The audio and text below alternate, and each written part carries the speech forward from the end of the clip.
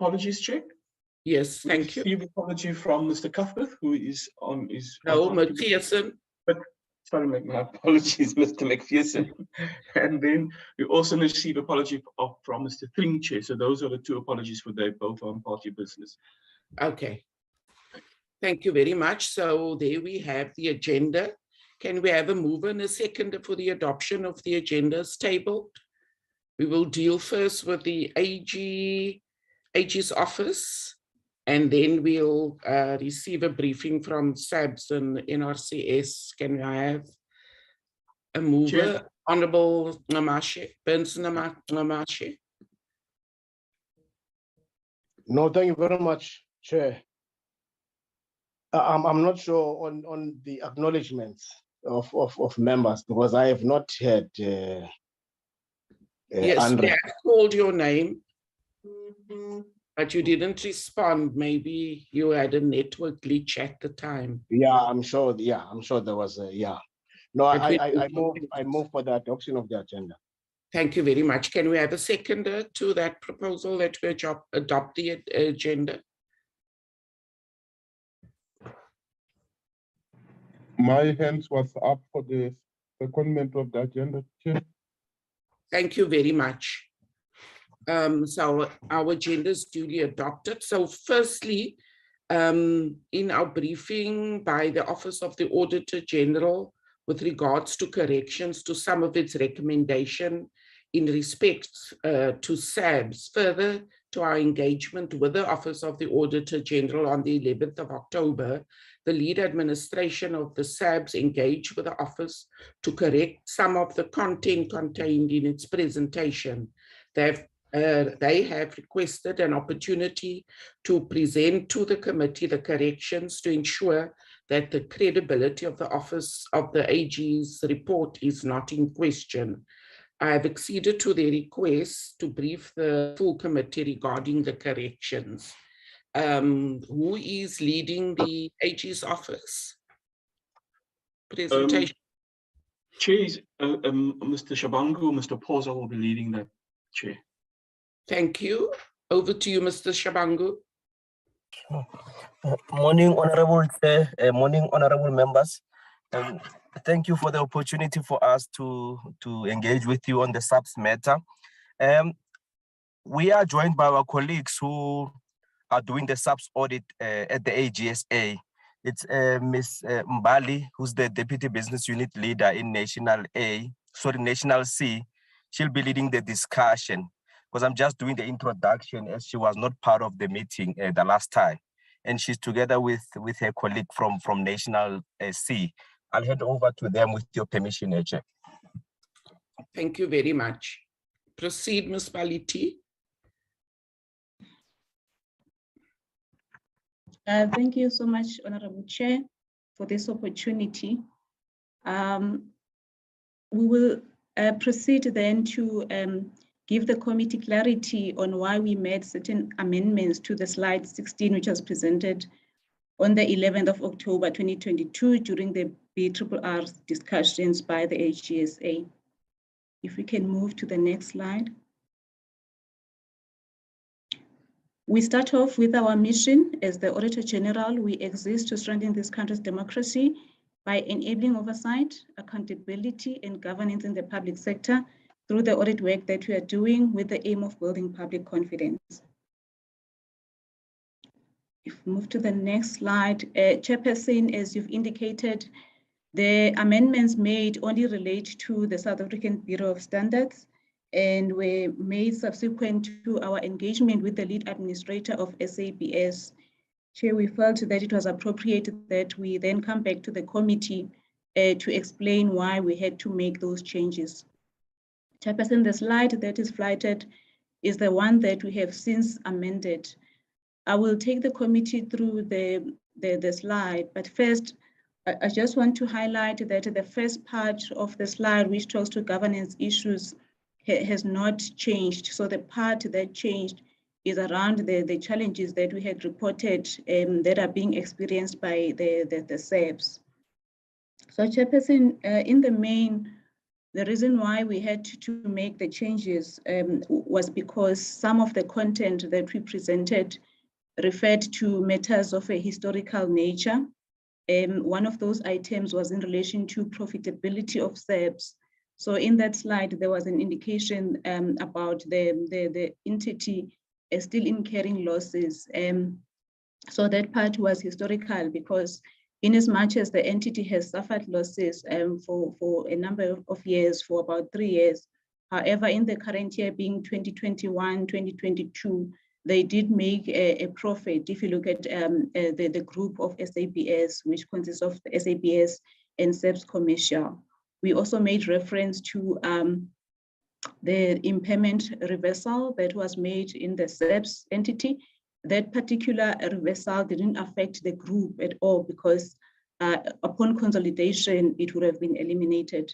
So that is one item that was removed from the presentation. And also in relation to some of the points that related to human resources, we removed the point that related to the arbitrary shifting of functions and personnel deployment, as well as the point that was relating to challenges around loss of skills, long-standing critical vacancies, and inadequate capacity. Chairperson, some of these matters are the ones that are being currently addressed by SABS with the turnaround strategy, and that is why we have since removed them. Chairperson, if I can then take you through the slide now as it is, as amended. The first part, as I indicated, remains the same. In this part, we refer to the governance issues whereby the entity SABS is still operating without a fully constituted board of directors as required by the Standards Act, which is the enabling act of SABS. And it's been operating like that since July 2018. So we highlighted that as a concern, and also we went on further to indicate that this was inconsistent also with Section 49.3 of the PFMA that indicates that any other functionary that can be deemed to be an accounting authority can be appointed or approved subject to exceptional circumstances and approved by the relevant treasury. We also noted the issue of the CEO because there has been also a vacancy since 2018. So that part has not really changed. So coming to the current now challenges, that's where we've also made some changes, and we'll also just want to talk to those challenges that are still then existing at the entity. The first one was in our previous slide. It relates to the implementation then of Section 189 at the entity as part of the cost saving measures. So we were highlighting it because it was also reported as such and emphasized in our report. Then in terms of the other challenge that SABS still faces at this point in time is around the vacancies in key positions, especially in relation to finance unit and the high staff turnover, which had resulted in some challenges in the entity being able to submit then the financial statements within the legislated date of 31 May 2022. As also indicated, the CEO position is still vacant, and it's been now about 4 years. Then the issue of instability then in leadership, wherein there is no CEO, also results then in overlapping roles in terms of executive management and governance and oversight. So those are the challenges that currently still exist, and this has been discussed also with the lead administrator. In terms of our recommendation, Honorable Chair, it's that we've recommended that the executive authority should then expedite the appointment of a full-time board, fully functional board, and the board will then appoint the CEO of the entity, and that will aid then in terms of assisting to close the gap in terms of the governance matters. We have discussed this matter with the Honorable Minister, and he made a commitment that he will look into the matter in terms of expediting the appointment of the board once he has identified suitable candidates. That was the commitment that we also included in our previous presentation on the 11th of October 2022. Thank you again, Chairperson and members, for granting us this opportunity to present the amended slide in relation to the SABS. Thank you. Thank you very much. Members, there we have the correction from the AG on the SABS audit report. Can I see if there are any hands for clarification or comment? Members?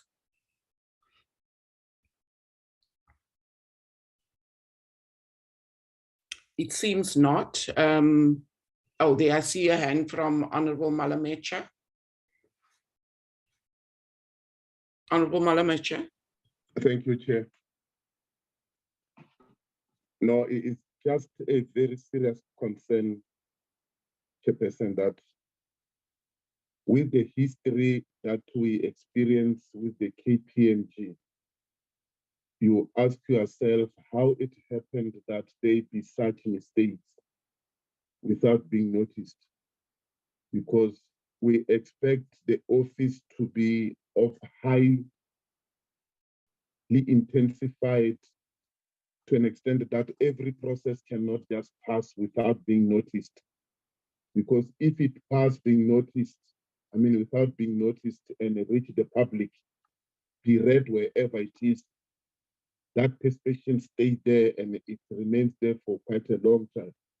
Now the question is, how many of these corrections have they done to other entities, and where they never had an opportunity to explain how are those people are now trusted that it has been corrected, and why this thing has not to come one time and be dealt with once and for all, rather to be having this thing of correcting, not correcting. I'm very worried, Comrade Chairperson. Thank you. Thank you very much, Ms. Mbali. Do you want to respond to that concern raised by the Honourable Member? Thank you, Chairperson. Yes, Chair, we note the concern, and really apologies to the committee for that. But that is why we felt that we had to come back to the committee to explain the correction, Chairperson, because it was an error and we have rectified it, and we wanted to rectify it to the committee as well. Thanks, Chair. Yeah, so I think you will register the concern expressed by the member, you know, about such corrections after an audited statement has been published. Thank you very much for coming to the committee and for setting the record straight. Thank you very much. I think we can excuse you from the meeting if you need to, so that we can then proceed with our agenda. Our next agenda item is a briefing by the NRCS and the SABS on the 2021-2022 annual report, as well as the first quarter financial and non-financial performance for the 2022-23 financial year. This is so that the committee can assess the performance of the national departments against their resource allocation in compliance with Section 5 of the Money Bills Amendment Procedure and Related Matters Act, number 9 of 2009. Can I check who is leading the department on these reports? I think you said Mr. Zalk. Mr. Zalk, yes, Chair, correct. Okay, thank you very much. Welcome to Mr. Zalk, and also welcome to, I see we have been joined by Honourable Jacobs from Small Business Development. You're welcome. You may proceed, Mr. Zalk. Thank you very much, Chair. Thank you to the committee. From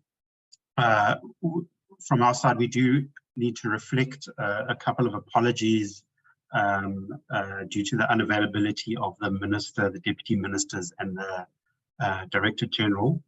The DTIC is represented by myself, Acting Deputy Director General of the Industrial Competitiveness and Growth Division.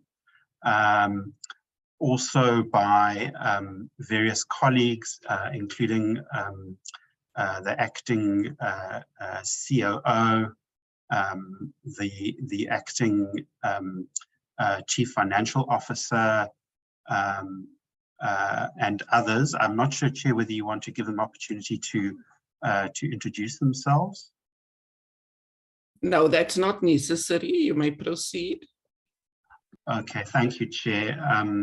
And then, of course, we also have members of the board and executive management of the two entities that are reporting. That is of the NRCS and the SABS. These are obviously two institutions that are a very critical part of the system on standards, quality assurance, and metrology. And they will be reflecting on the performance of the 2021-22 financial year, as well as the first quarter of the 2022-2023 financial year. I think we also, there are a couple of things that we welcome. The first are the clarifications that have just been discussed and presented by the AG with respect to clearing up and in some respects reversing some of the statements that were made with respect to the SABS findings on the 11th of October. Also, the NRCS reflects for the first time in 7 years an unqualified audit, and this is a very welcome step on a journey towards ensuring that these entities are run effectively, that they contribute to the objectives of the overall objectives of industrialization, transformation, and building state capacity. That is the key kind of mission of the Department of Trade and Industry and Competition and its entities that report into it. So with that, Chair, thank you very much for the opportunity to make the introductions, and back over to you. Thank you very much, Mr. Zalk. Can we now have Ms. Katz? I think she's leading the NRCS delegation. Thank you, Chair, and good morning, Chairperson, and good morning to the members. Let me try and share the presentation, Chair.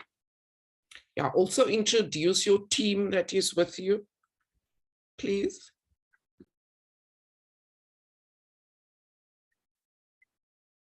Thank you, Chair, and thank you, members. I will first introduce myself. My name is Ms. Macy Katz. I am an acting CEO of the NRCS. This presentation was meant to be presented by Mr. Edward Mamadise, who is the NRCS CEO. Currently, Mr. Mamadise has got a family bereavement. He has lost his father, so he is currently on family responsibility leave. To introduce the team that will be assisting me or with me in the presentation is Mr. Duncan Mutengwe, and also the CIO, Mr. Opa Hasaho, who will be taking some part also in the presentation, and also Mr. Edward Matemba. Chair, I assume that the presentation is projected or it is visible to the members. Yes, but it will assist if you can just put it on slide mode. It's now showing your okay, I don't know, I see it's a PDF document and not a okay, maybe let me try and thank you, Chair. I will try and share the the presentation on the slide mode. Let me try and share it.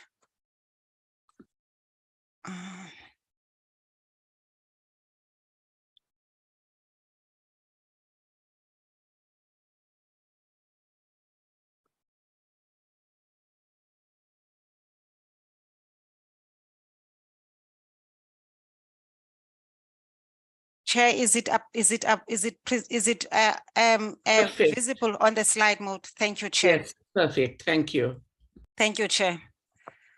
So to start the presentation, Chair and the members, the presentation will cover the strategic overview of the NRCS, which include both the goals, the vision, and the mission of the NRCS.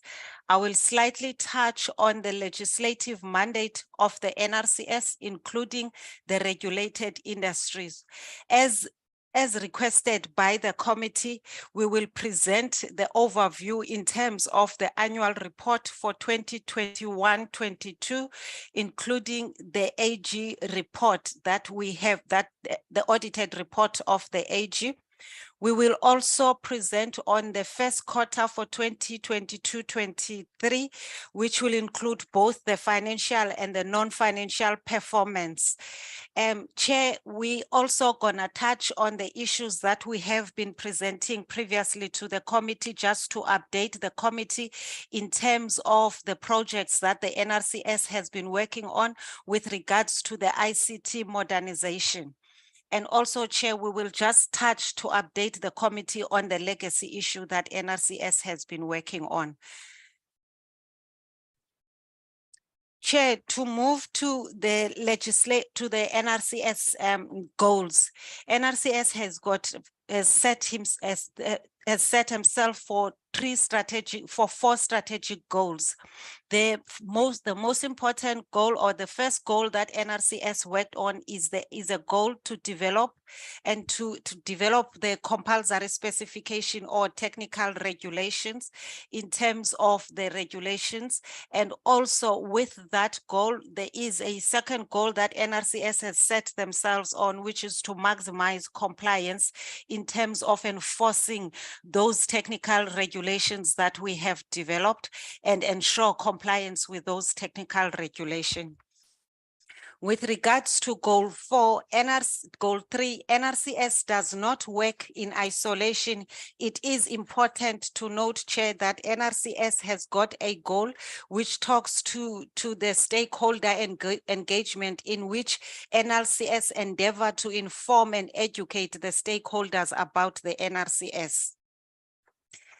The last goal, Chair, is the goal NRCS that includes, or to ensure that NRCS is capacitated, and we work on that goal. Chair, with regards to the industries regulated by the NRCS, I would first just quickly touch in terms of the legislative mandate. The NRCS is established in terms of the NRCS Act and also in terms of the Legal Metrology Act.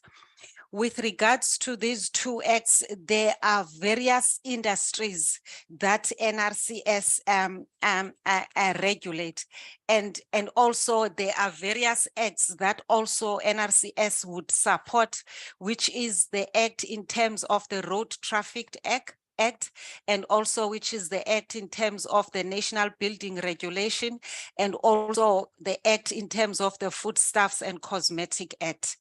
With regards to the various industries that NRCS regulates, the first industry is the automotive industry. This industry mainly covers the vehicles, the replacement components, the manufacturer and the importers, including the builders of the motor vehicles. The second industry that NRCS regulates is the chemical, material and mechanicals. This industry mainly includes the cements, the chemicals, the detergents, which also include protective equipment, safety foods, the building material, treated timber, the plastic bags. And also NRCS regulates the electrotechnical industry, which mainly includes the appliances and the electrical appliances and the products and electronic appliances and its products. The other important industry that also NRCS regulate is food and associated industry, which is mainly include the regulation of fish and fishery products, canned meat and processed meat. The other key industry that NRCS also regulate is the industry in terms of the legal metrology, which mainly talks to the calibration of measuring instruments, weights, measurements, and gaming equipment. NRCS is also involved with regards to the building regulations, where it ensures the uniform interpretation of the national building regulations and standards. Chair, I would then move in terms of the highlight for the financial year 2021-2022. There are key highlights that I would like to touch to, Chair. The first highlight, which is the first highlight that I would touch to for 2021, the NRCS has received an unqualified audit opinion. As indicated, Chair, by the DTIC, we have managed to resolve the revenue qualification by mainly utilizing the levy estimation methodology. And currently, we are also in the process of improving all the internal controls with this regards.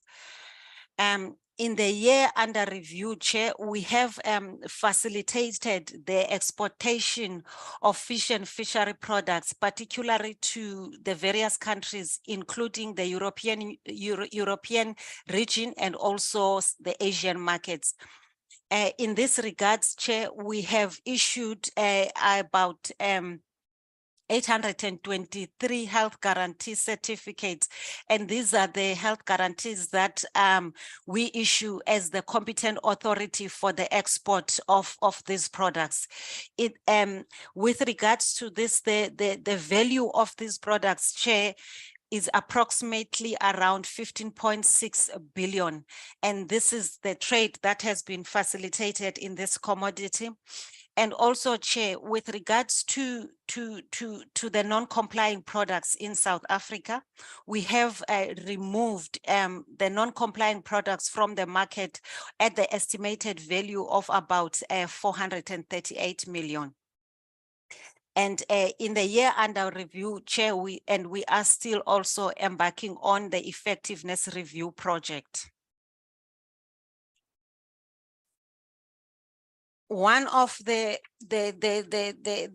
key issue that we have worked on in 2021-22, Chair, we have resolved and currently we do not have backlogs in terms of the letter of authorities that we issue. And this is a matter that we have been also working on, Chair. With regards to these LOAs, we are now finalizing all our LOAs within 21 days, except Chair, in the instances where the clients fail to submit the requirements in terms of the submission for the application. And with regards to that, Chair, normally we give 30 days for the clients to resolve that. And after those 30 days, we will then cancel those applications. Also, Chair, we have reviewed this LOA process, and currently we are making sure that there is efficiency in that. With regards to the LOAs or the letter of authorities, we currently have, or we have issued 76% of those LOAs within 60 days, Chair. And also, most of all our containers are released, Chair, within 10 days. And also with regards to with regards to the July unrest, that happened in KZN in 2021, NRCS has provided assistance by offering these businesses, which are South African based, which were destroyed, and by allowing them to source products from the other markets. And these would be the products that would have been already approved in South Africa. So we would allow them to source those products and to be imported into the country, without necessarily requiring requiring other approvals, Chair. If I can, Chair, move in terms of the annual report, Chair. With regards to the annual report, the first goal that I have touched to, or I have explained, Chair, there is in terms of the development of compulsory specification, we have developed 12 compulsory specification technical regulations, which were submitted to the DTIC. And also with regards to the legal metrology, in terms of we have developed some interim requirement. If I can explain, Chair, with regards to the interim requirements, these are the requirements that NRCS would develop where there is no standard, to ensure that there is a regulation that needs to be implemented. So what we will do, we will develop these interim requirements, and in this regards, we have develop some interim requirements for the average speed over the distance. And also we have developed interim requirements for fixed distance speed meters and multi-dimensional instruments. To the core performance of the organization, Chair, we have inspected 47,130 inspections were conducted across all the industries. With regards to this inspection, 21,065 inspections were conducted by automotive, CMM, electrotech, and legal metrology. And this was against the target that we have set for ourselves, which was 19,915 inspections. With regards to the foods and associated industry, where we are also appointed as the competent authority for fish and fishery products, we have conducted 26,065 inspections. And we have also issued on facilitated trade, and by issuing 7,822 health and 23 health guarantees. And these were the consignments that were exported to various countries, to various international countries. By this, we have facilitated trade, or in terms of that estimation, amount was about 57 billion for fish and fishery products that were exported. With regards to the non-compliance that were issued for the year under review, we have issued we have removed non-compliance up to the value of 438 million. Chair, NRCS has implemented the compulsory specification on the process meat.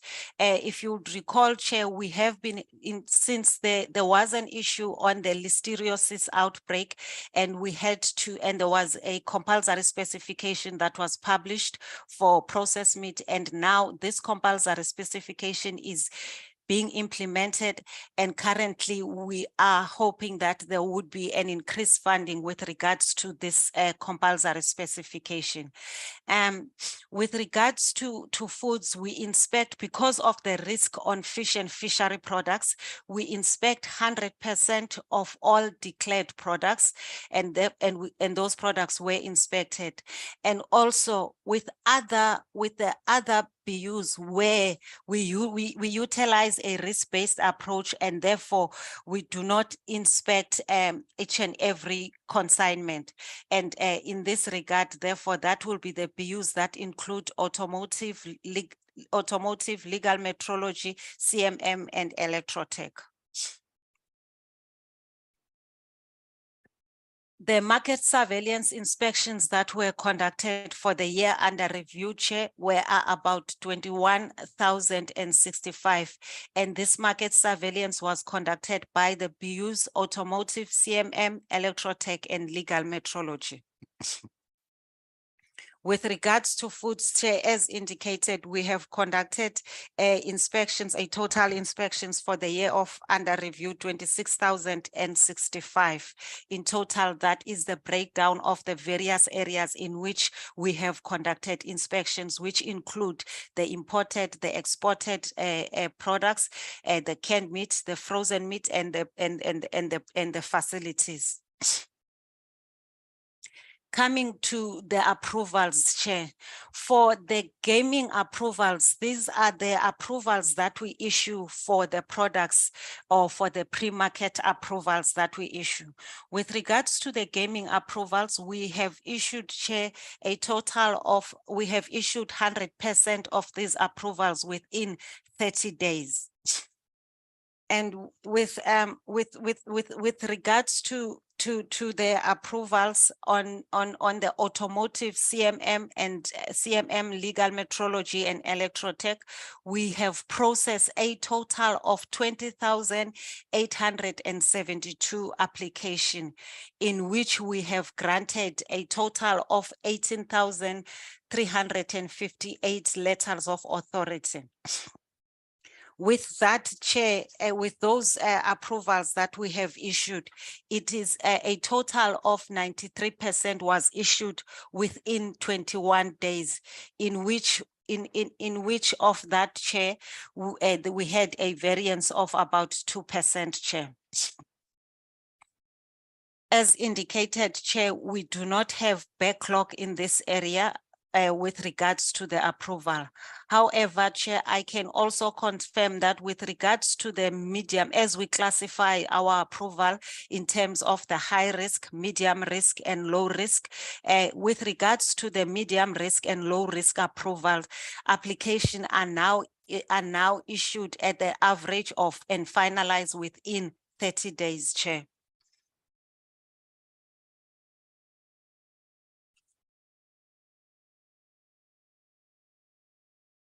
Chair, moving to the legal metrology, with regards to the legal metrology, Chair, we have verification bodies and repair bodies that we approved. These are the private bodies that we will approve to verify instruments and also to repair instruments, and after repairing instruments, they would then calibrate those instruments. Chair, with the year under review, we have verified a total of about 100, and we have designated a total of about 104 verification bodies and 93 repair bodies were verified. Chair, in that included therefore a total number of 270 persons that were approved or were designated persons that are able now with regards to those laboratories. There is, as NRCS, we then prioritize the various we prioritize this designation into various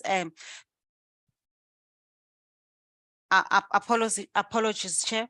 We prioritize these approvals, Chair, with regards to the various levels, and the table shows the various approvals that we have conducted, Chair.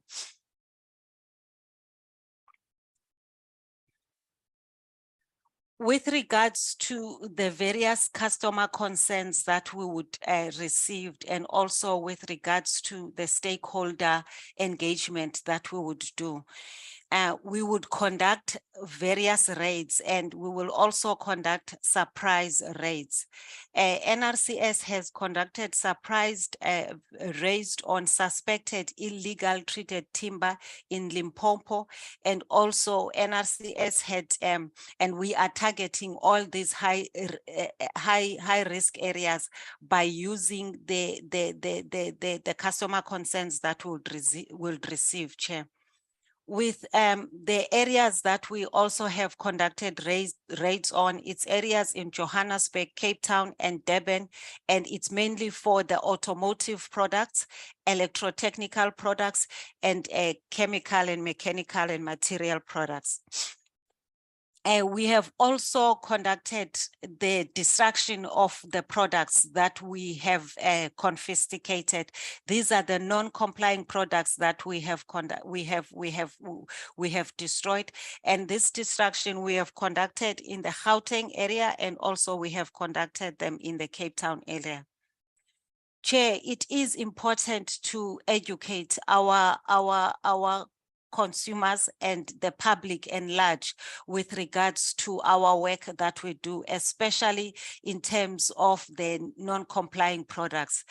NRCS had embarked on a process of rural engagement in the financial year, and we had conducted a total of 11 rural engagement in which we would educate the public on the non-complying products, and we will educate the communities on those products.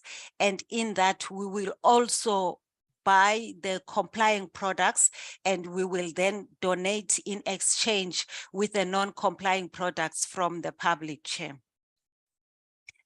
Also, we have conducted an annual building control officer convention, which talks to the Building Act, Chair.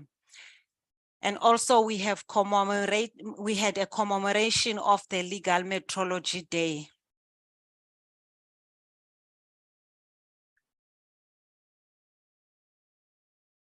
As indicated, Chair, that NRCS does not work in isolation, and also not only just in South Africa, we are involved in the various harmonization of the various technical regulations, Chair.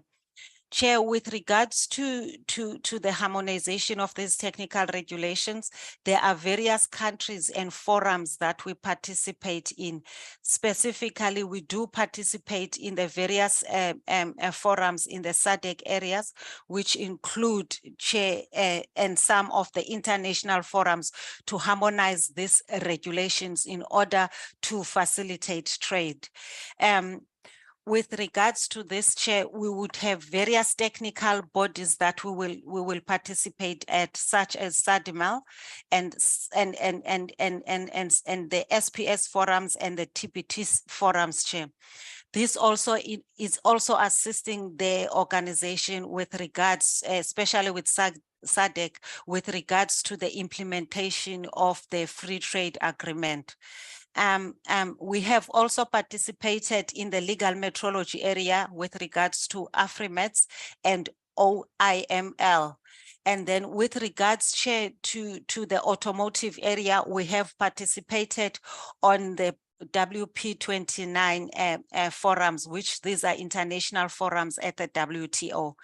Chair, with regards to the food space, we have also participated. We've got various technical cooperation agreements with countries such as Botswana, Mozambique, Mauritius, Namibia, and Zambia.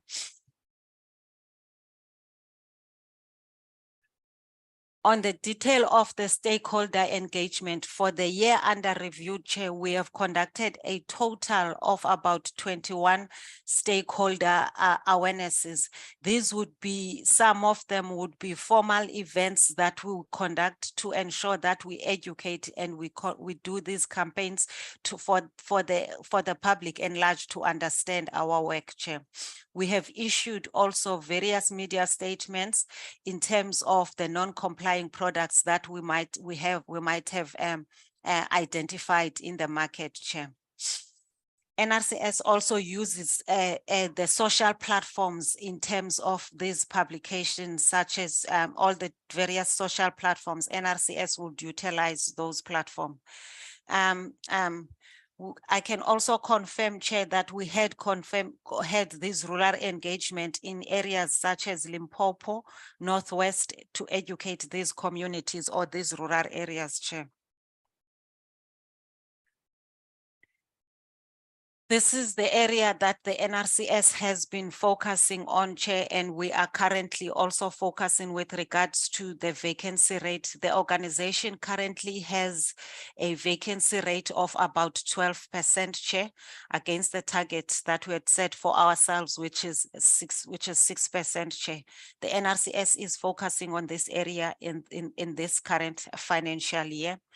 And with regards to the implementation of the enterprise resource planning, we have implemented about 80% of that, Chair. NRCS also embark on a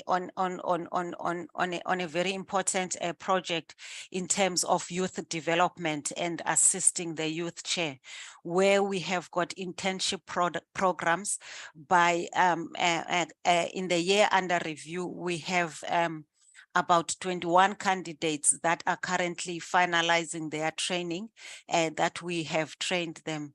And the plan, Chair, for this coming year is we've got about 25 new interns that are about to start in 2023 January. And the stipend that will be given to this internship, it's around, it's an average of around 8,300, Chair. Members, if I can move to the financial statement for the financial year 2021-22. For the financial year 2021-22, the total income that we have for the year was 482 million. Against the expenditure, Chair, of about 478 million. Currently, I can confirm that NRCS still remain as a going concern, and in terms of that, we ended the year at a surplus of 4.3 million.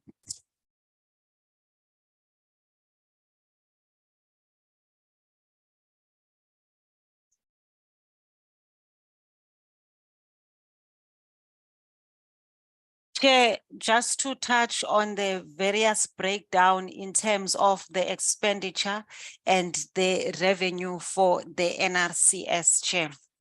The main core income for the NRCS comes from the levies, where an average of about 51% of our revenue comes from the levies, and 30% it's mainly the services, and there would be other incomes which covers the 6% of that, and we would have a core funding from the government of about 13%, Chair. With regards to expenditure, NRCS is a labor-intense organization. Therefore, an average of about 77% of our expenditure is for our labor or for our salaries, and the 20% would, and the 23% will go to the rest, Chair.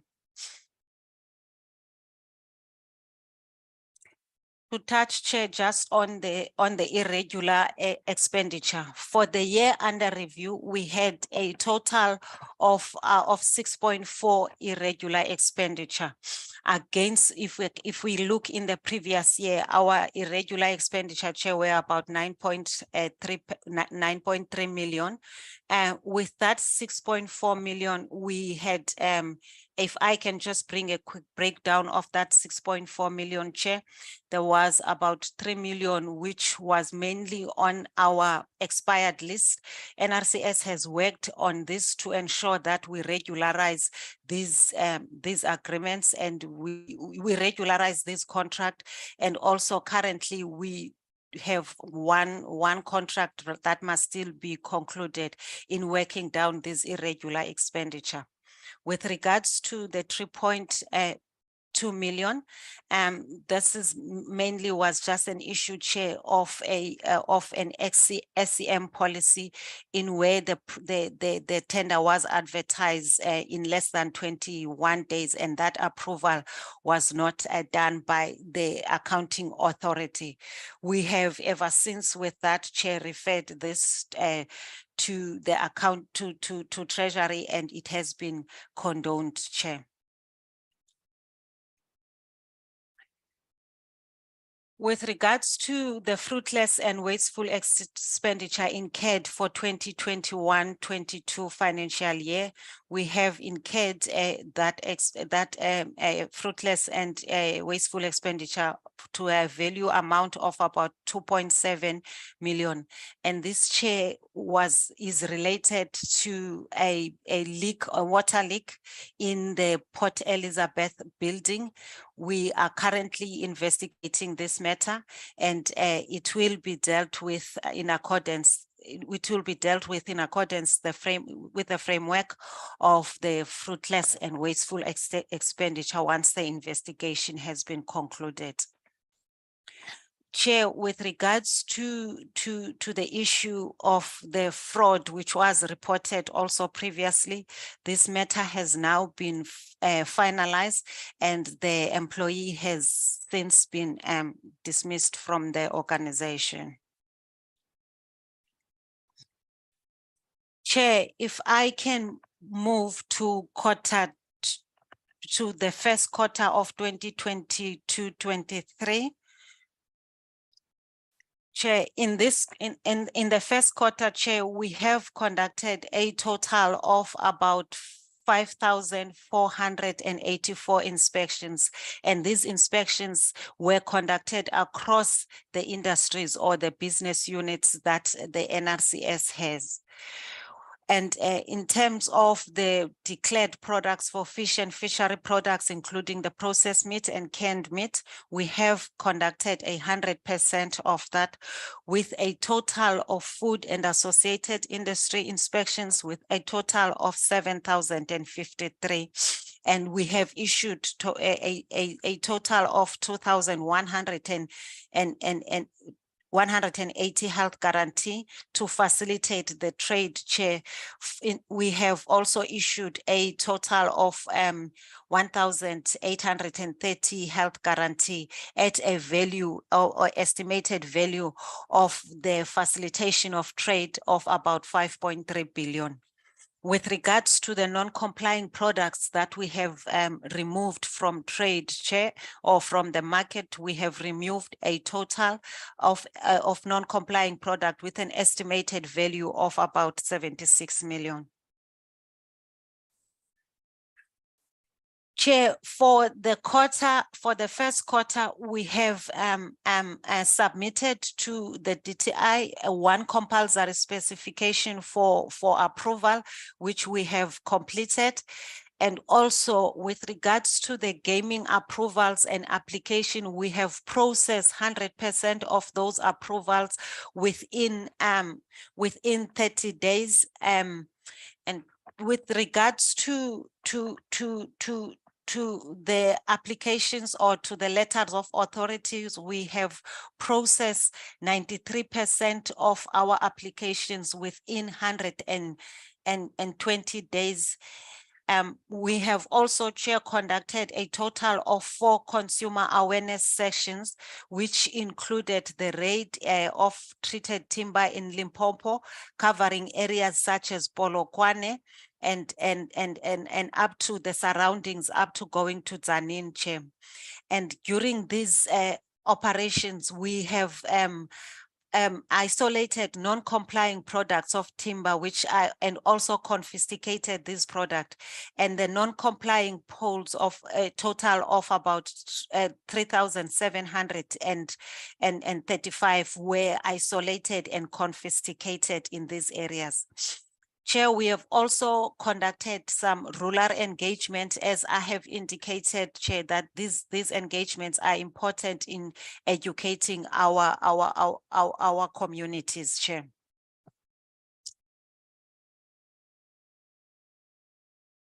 With regards to the vacancy rate, we've got a 12% vacancy rate, and currently we have implemented, or we have put processes in place to ensure that we facilitate our recruitment process, Chair. Currently, we have also assisted youth in terms of the internship program, a total of 20 candidates for the which are finalizing their training. Or if I can give a breakdown of those candidates or of the youth, Chair, we had about 12 African males and 12 African females and 9 African males within the age of 18 to 35 years old. And as indicated, with regards to the stipend that is received, is between 8,000 and 8,300. And currently we've got a total vacancy rate of we've got a total of 44 positions that we are currently processing to be filled.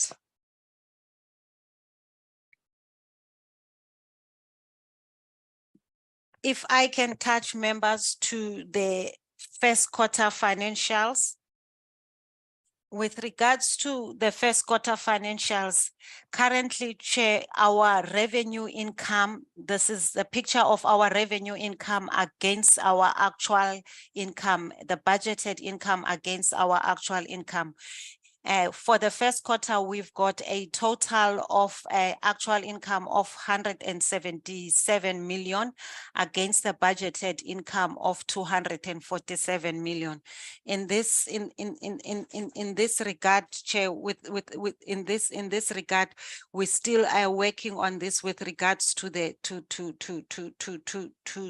to the levies, and we are hoping that this picture will change in the next quarter. With regards to expenditure against the actual expenditure, we have a total expenditure of about 111 million against the budgeted expenditure of 143 million. And that also our expenditure is also in terms of goods and services. Our expenditure is there with regards to the compensation and also the compensation of our employees. We have got an expenditure of about 102 million against the expenditure of about 105 million.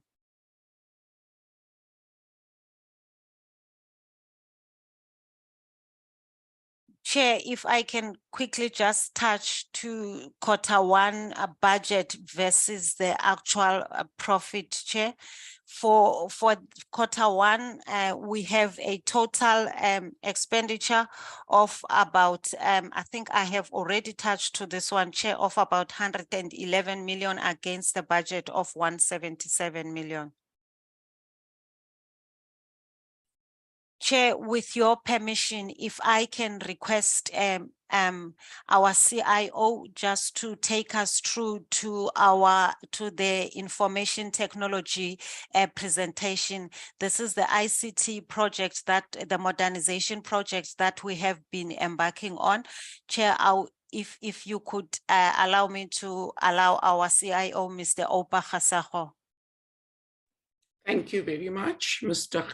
Khasako. Thank you, Macy. Thank you, Chair. Good morning, members. As members are aware that the modernization of the NRCS organization has been one of the initiatives that is under radar from the PC perspective. We have embarked on a number of projects to enhance our operating processes in order to enable the NRCS to be efficient and also to enhance the customer experience, as well as to improve on the accessibility of the information within the NRCS even to outside stakeholders. At this stage, there are about 6 projects that we are tracking and giving update on them today to the members. The first one being the ERP project, as we have indicated that there is a consortium of service providers that have been appointed to help us with these initiatives that was focused on supply chain, finance, and facilities. including HCM. Currently, we have recently gone live with the performance management module of the HCM in April, and the balance of the modules in the HCM, which are learning and development, e-recruitment, as well as the positions management, including the revenue management module, which is within the finance perspective, are outstanding and their go live have been moved to November 2022, which indicates that by the end of this month, we expect those modules to go live and the ERP project will be concluded.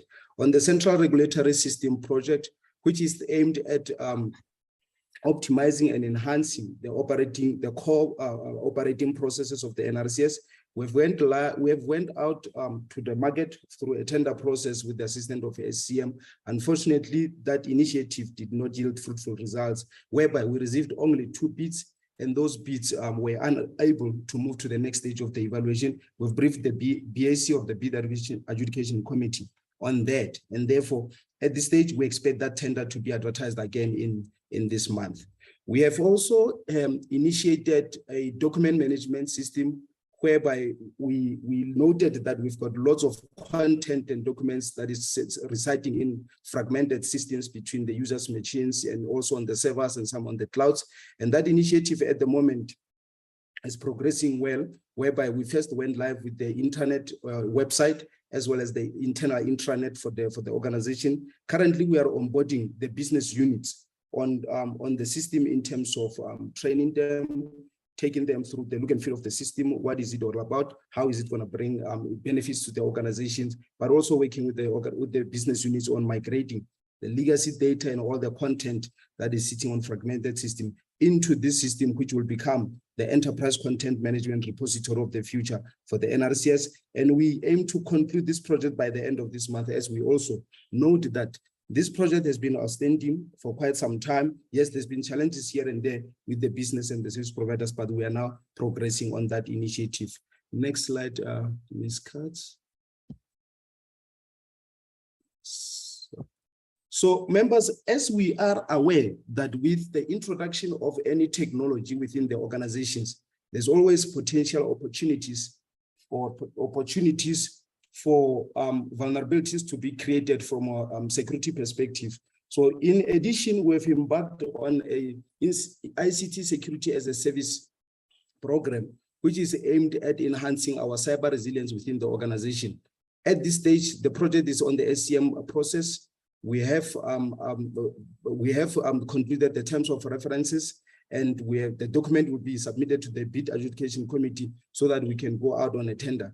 The idea behind this project is to enhance the endpoints, which the laptop's connectivity to the network and to the internet. And as we work in hybrid mode, we do know that users are working from home and then they accessing the information, be it for the organization and even outside through the internet connectivity. And that is where most of the casualties happens in relation to attacks that are emanating from outside. So at the same time, we'll be looking at putting in a vulnerability assessment component, which will do continuous scan of the entire network of the NRCS and alert us each and every time there are vulnerabilities which we need to act on. At the same time, we'll be putting in an incident response program, which will assist us that each and every time there is a behavior that is unknown or is abnormal, we'll be alerted and attend to it and arrest the potential vulnerabilities exploitation right there and there in order to protect the NRCS and its data so that we remain to be an efficient and effective entity. Again, currently, we have embarked on a penetration testing, which is to do a brutal force attack on the NRCS network to determine is the NRCS network currently secured, what vulnerabilities are there currently, what needs to be attended to urgently, and what would be the consequences of if any of those vulnerabilities are exploited, and how do we then act on those immediately, because this initiative is to help us to say, as much as you haven't been brought down, there could be that chance and you need to act on this and that urgently, so that we continuously enhance our cyber resilience as an organization. Members are aware that there's been a number of reports on the media about some of the entities which have been attacked and how it took how much time it took for them to recover and come back and operate. And we are so far, yes, confident that we haven't been brought down, but the review and the analysis of all the technologies indicates that we have been attempted, but the programs that we have and also the tools that we have so far kept us in a safe place. But that does not mean we need to relax and say we don't need to also apply some of the best practices and also look at what are the developments in cyber security programs that we need to embark on to enhance our security. We are also working on upgrading our network. The first part of this is that we have worked with the incumbent service provider on the infrastructure to enhance our internet connectivity speed and also to enhance our broadband in terms of our connection from NRCS main office and all the other offices in the region. The next initiative is to look at upgrading the internal components, physical components that we have, and also enhancing our Wi-Fi access in the different offices of the NRCS. Currently, the project is in SCM process. Terms of references have been finalized with the requirements from the business. Obviously, the document will be submitted to the BAC for adjudication, and then the tender will be advertised in this month. We have also got a project manager to assist us also to ensure that these projects, including the other initiatives that we are running with, are well planned, monitored, the activities are controlled, because we do implement these initiatives working collaboratively with our business units, including the functions. And we do know that elements of change management is important, where we need to make sure that the introduction of technology does not result into disruption of the business or causing chaos within the organization. As a way of concluding, the next slide, Ms. Kass, members and chairperson, these are the initiatives that we are tracking within the ICT in terms of the modernization roadmap. And as you can see, that is a very busy slide with a number of initiatives, but we are happy to say the revamp of the website and the intranet, as the internet been concluded. We are finalizing the enterprise content management, and the focus now will be on the central regulatory system, where we'll be looking at introducing elements of artificial intelligence, Internet of Things, where we want to enhance our core process of inspections, core processes of letters of authorities and approvals of permits, whereby we need to go back to customers and give them the confidence that through the introduction of these technologies, we can reliably process their applications within a short period of time, whereby they don't need to wait for long hours for their applications to be processed if they are submitted with all the required documentation. You can see that the ERP project, as we indicated, we are bringing it to conclusion, and the focus will be on the central regulatory system, the enhancements of the governance, and from there we'll be looking at the other requirements that are within the internal audit, as well as the risk and legal department. From communications perspective, we do know there's been concerns and complaints that the NRCS is not accessible, is not reachable. We have fast-tracked the customer contact center initiatives, where we'll be working with one of the service providers through the transversal contract to ensure that we bring in a technology that will help us start to our inspectors and some of their employees. They are still reachable, even if they are not working from the office, working from home, through the technology that we'll be bringing to help us, that we can route the calls to all the users, regardless of the location from where they do work. Thank you, Ms. Katz, and thank you very much, Chairperson. This brings us to the last slide of the ICT modernization programs. Thank you. Thank you, Mr. Khasaho. Chair, if I can take the committee through the legacy issues. We had just prepared a slide, Chair, just to cover the update progress with regards to the legacy issues that we had, Chair. In terms of the LOA backlog, this matter, Chair, has now been resolved. We do not have no backlog LOAs. And Chair, with regards to the issue of the revenue estimation methodology, this has been implemented, Chair. And as a result, Chair, we did have an unqualified audit, and we are currently, Chair, looking in terms of our improvement with regards to our internal controls, Chair. With regards, we are still, Chair, we have commenced, Chair, with the effectiveness review project, and we are looking at this project to assist the NRCS to address the efficiencies and the effectiveness of the regulator. And also we are looking at the funding model for the regulator, Chair. We have also implemented the cancellation policy on the LOAs in order for us to be able to measure the LOAs and the turnaround time, Chair. And then with regards to the compulsory specification for process meat, this has been implemented fully, Chair, and we are currently continuing with the inspections of the various factories in this industry. And also the NRCS is still engaging, Chair, the DTIC on the ongoing funding models, or on the ongoing funding with regards to those commodities or the regulations that are unfunded, specifically the legal metrology, the process meat, and also in terms of the review of the national building regulations.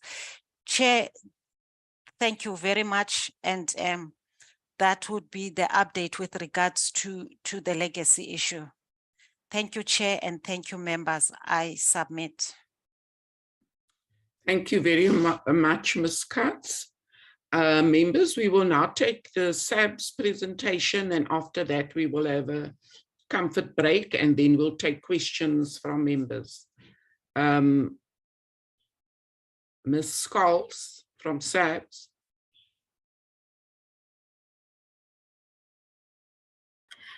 Morning, Chair, and morning, honourable members. Thank you very much for the opportunity to present the SABS information. I just want to bring up my presentation.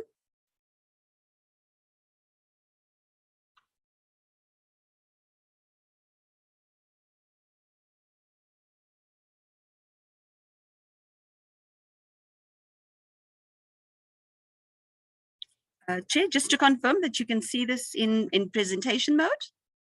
No, it's in, you must put it in slide mode. I think it must just be, you must just activate the slide mode. I do have it in slide mode on my side, Chair. Goodness.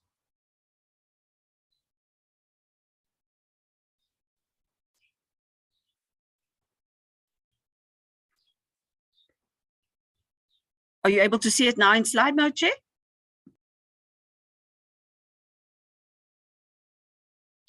I'm just going to proceed. Chair and honourable members, thank you very much for the opportunity to present on the SABS financial results, and then also our Q1 results as of this current financial year. Just a broad... Sorry, Ms. Scholes, can you just fix the presentation, because it's showing your next slide. So I'm not sure, because now it's like very busy on the screen. That's right. Thank you. Okay. Thank you, Chair. Thank you very much for that. Just to indicate the overview of what I'll be referring to, a lot of it is about the previous financial year, and then also talking to Q1, and then also just giving a sense of some of the progress on some of the issues that the Portfolio Committee had raised at your visit earlier this year. In terms of our legislative mandates, I think SABS is sitting in a very fairly unique situation in that we have a mandate as a national standards body, and it's legislated. And then we also have a range of services which are also legislated, but these are offered on a commercial basis. And so we have a range of both national and international competitors in terms of our laboratory testing services, as well as our certification testing, our certification services. So we develop, promote, and maintain a range of South African national standards. In terms of the WTO TBT agreement, we are bound to firstly look at international standards before we actually look at national standards. And just in terms of the work that we do, this is done via technical committees. And so we have a range of technical committees across all sectors in the industry, working collaboratively and in a consensus-driven way to develop these national. In terms of quality, so SABS is an assurance provider, effectively. We give the public trust and assurance that the product is fit for purpose, one, and then secondly also that the way in which the product has been manufactured is also done according to robust standards. The auditing process, we do type 5 testing, and I think it's important to mention this. Some of our competitors do type 3. And this effectively means that in the first year of the audit, we go to the factory floor, we get a product, we sample that product, we assess the factory environment, we bring that product back, we test that product. In the second year, we do what we call surveillance audits. We go out to where these products are sold, and we then bring those products back, we test them again. And the final year, we go back onto the factory floor to then assess and test those products again. And that process is a type 5 process as opposed to a type 3 where they don't, some of those steps are not covered. It doesn't mean that assurance isn't given, it's just not as robust as a type 5. And so I think those are important areas also from a competitive point of view that we need to bring into account. So I've spoken about certification, that we do both system certification as well as product.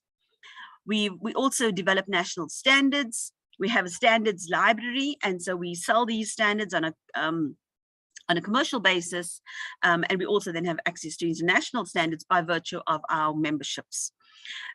We have around 33 labs across a range of testing areas, from mining, autos, chemicals, materials, cement. We do the condom testing for the Department of Health. And then in last year, we launched a local content grading scheme. This grading scheme is absolutely important in the local content space, in that it assesses and gives assurance about the level of local content within a specified product. And so the local content verification grading scheme is on it has 10 dimensions. It goes from A, which is 100%, to J, which is the lowest, 0 to 10%. And over the 5-year period of this particular scheme, we are able to then assist the manufacturer to gradually increase the level of local content within their product.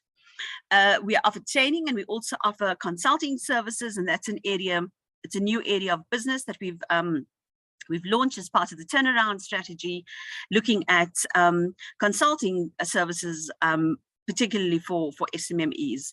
And then our consignment inspection facility is around looking at goods that are imported and exported. We assess, or exported rather, apologies, and then looking at these goods and then making sure that there's traceability in terms of the documentation. Chair, I think the next one, I'm not going to talk in greater detail. I think this is just our vision, sets out who what we'd like to be. In terms of our business model, we report on the 6 capitals, but I thought just to pull out 2 areas in terms of human capital. The number of employees that we've had as at the last financial year was 738. Our investment in training and staff welfare is around 2.6 million. I think there is room for us to grow that substantially in the new financial year. We also do quite a bit of on-the-job training. So, for instance, if you look at in the lab space, what we currently are doing is we are, the colleagues get an opportunity to practice. It's on-the-job training. The manager puts together a training plan. And then when the manager believes that they're competent, we then notify SANAS, and they then come in, basically assess the colleagues and then give them the relevant accreditation should they indicate that the colleagues are competent in those specific areas. In terms of our intellectual capital, we have 29 standards development professionals, 104 certification auditors, and then 118 test officers. We've been able to maintain our accreditation with both RVA, which is the Dutch accreditation agency, as well as SANAS. In terms of creating value for our stakeholders, one of the areas that I'd just like to highlight on the slide is that we are a member of both ISO, which is the International Standardization Organization, as well as IEC, which is the International Electrotechnical Organization. And then we are members also of ARSO, which is the African Regional Standardization Organization. And I just want to indicate the participation of SABS in our ISO and the IEC technical committees. So for instance, if you look, ISO, there are 758 technical committees, and South African, we serve in around 402 technical committees, and I think the individuals that comprise of that is roughly around 562. And so I think it's really important that we, you know, that we are, South Africa is present in these international platforms to develop international standards.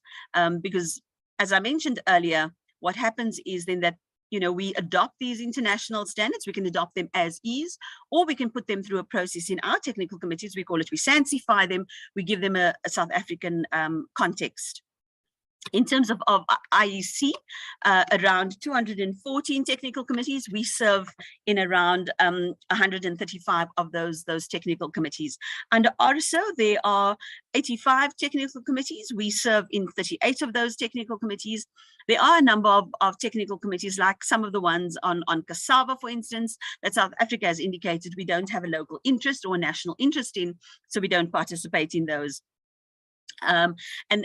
Because we've signed on to the UN ECE's standards and gender responsive standards and standards development, one of the areas that we're also tracking in all of these committees is the number of women and people with youth and people with disabilities, to ensure that we create as much diversity in these platforms as we possibly can.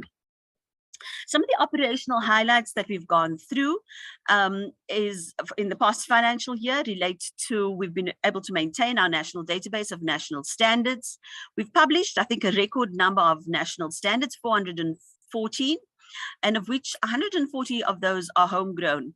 So we can either adopt international standards, or what we can do is we can take, our technical committees can then actually develop national standards for South Africa, given our context.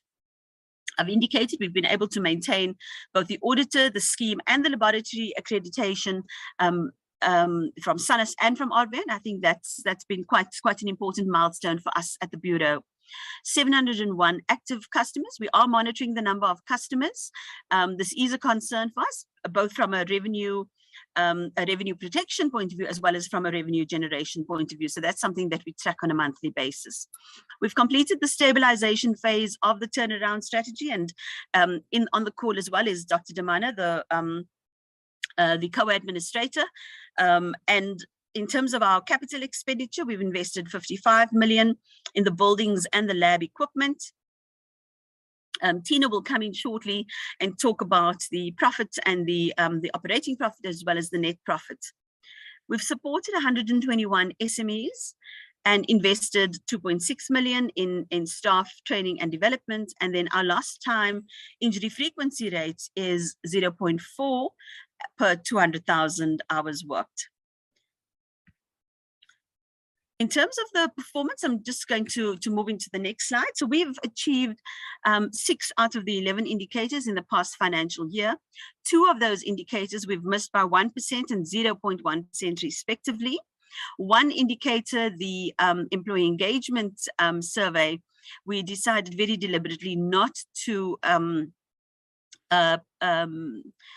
conduct the survey, given that we had just finalized the Section 189 process, and we are in the process of placing people in the new structure. So we wanted to stabilize the institution, let it settle before we do that, and that is on the plan for this financial year.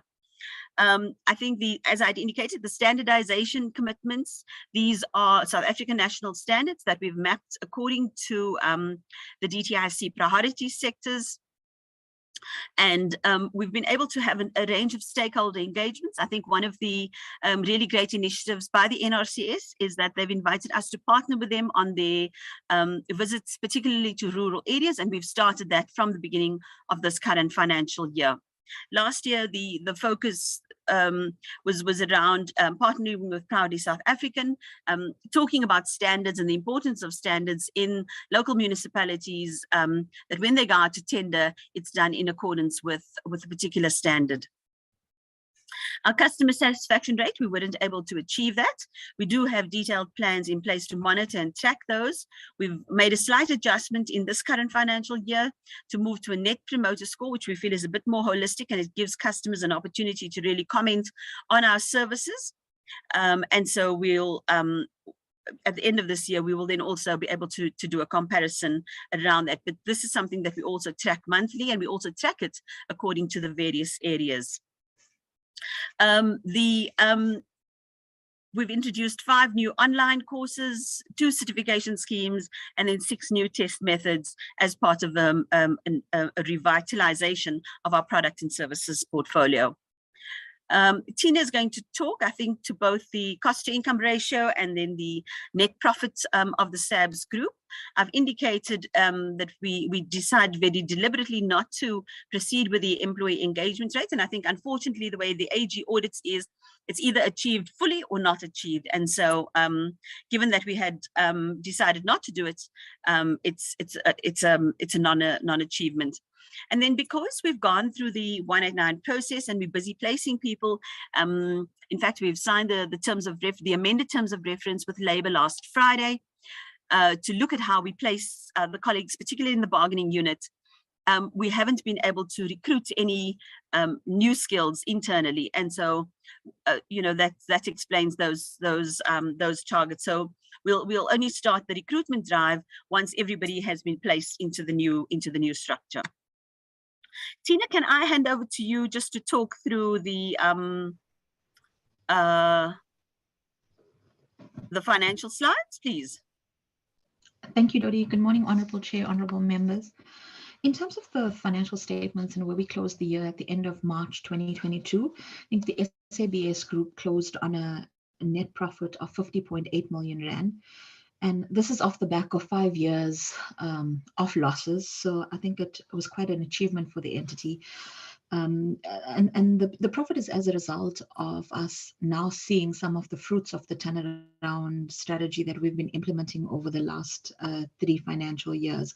The focus on the turnaround strategy was on revenue generation, cost containment, and improving operational efficiencies. And some of that work is now reflecting in the numbers. Revenue has grown by 7.8%.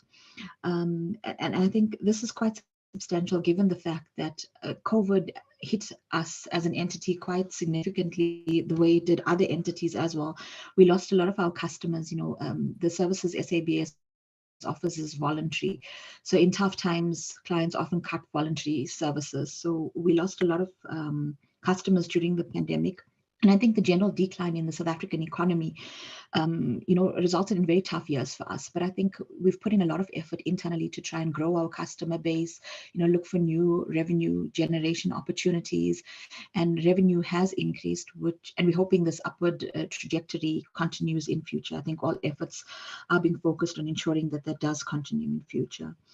On the cost containment front, I think we've implemented a large number of cost containment initiatives throughout the entity, and this has resulted in cost savings.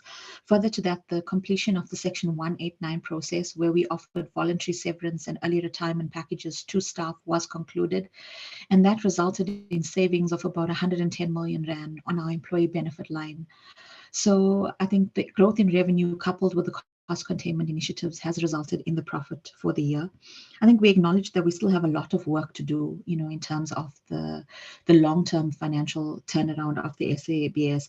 But in the medium term, I think we are on track to maintain financial sustainability going forward, increase our reserves, and build our cash and be able to reinvest in our business.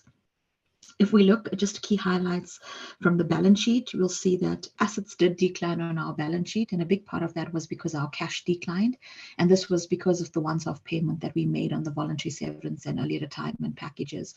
But we don't see that continuing in future, so we have a chance to rebuild our cash reserves. I think our cash that's sitting on the balance sheet of 406 million rand is cash that consists of infrastructure funds, so cash that's ring-fenced for infrastructure, as well as operational cash. So effort is being put into utilizing the cash that was given to us by the DTIC to invest in our infrastructure, so that we can improve operations where there are gaps at the moment. If we move on to the next slide, which is the cash flow statement, I think I already spoke to the cash, but this is just a highlight of the cash and where we're sitting. As I said, the 406 million rand sitting in our bank account. I think the only other thing to highlight on the slide is probably the key ratios. So all of our ratios have improved because of the financial turnaround. I think Jody spoke to a 98% cost to income ratio. So it's the first time in a very long time that we've managed to maintain our costs below our income numbers in the organization. So we're putting effort, as I said, in continuing with that trend going forward. The other thing I just wanted to highlight was in terms of the infrastructure funds. So we did spend over 50 million rand in terms of capital expenditure for the financial year. We did experience some challenges because of the issues we had with the public sector, the triple PFA legislation. And there was a period of time where we were not allowed to publish tenders, and that just caused us some delay. So I think we should see a greater spend in the current financial year as we catch up with the backlog. I think a lot of that has already come through the books in the first 6 months of the financial year. I think there's various strategies from a digitization perspective, from a facilities perspective, and laboratories in terms of which are the key areas we need to invest in infrastructure. Obviously, we also have a lot of issues with the piping at the SABS and just general maintenance of the infrastructure. So that is being given priority as we speak. Funding is challenging. Our infrastructure requirements at this point in time is in excess of 1.4 billion rand. And we have probably, including our own allocation, just over 200 million rand. So we're trying to invest the funds in projects where we could get the biggest bang for our buck, and to ensure compliance in the organization, so there is no loss of life or potential injuries. So that is the focus area in terms of how we're going to spend our infrastructure cash going forward.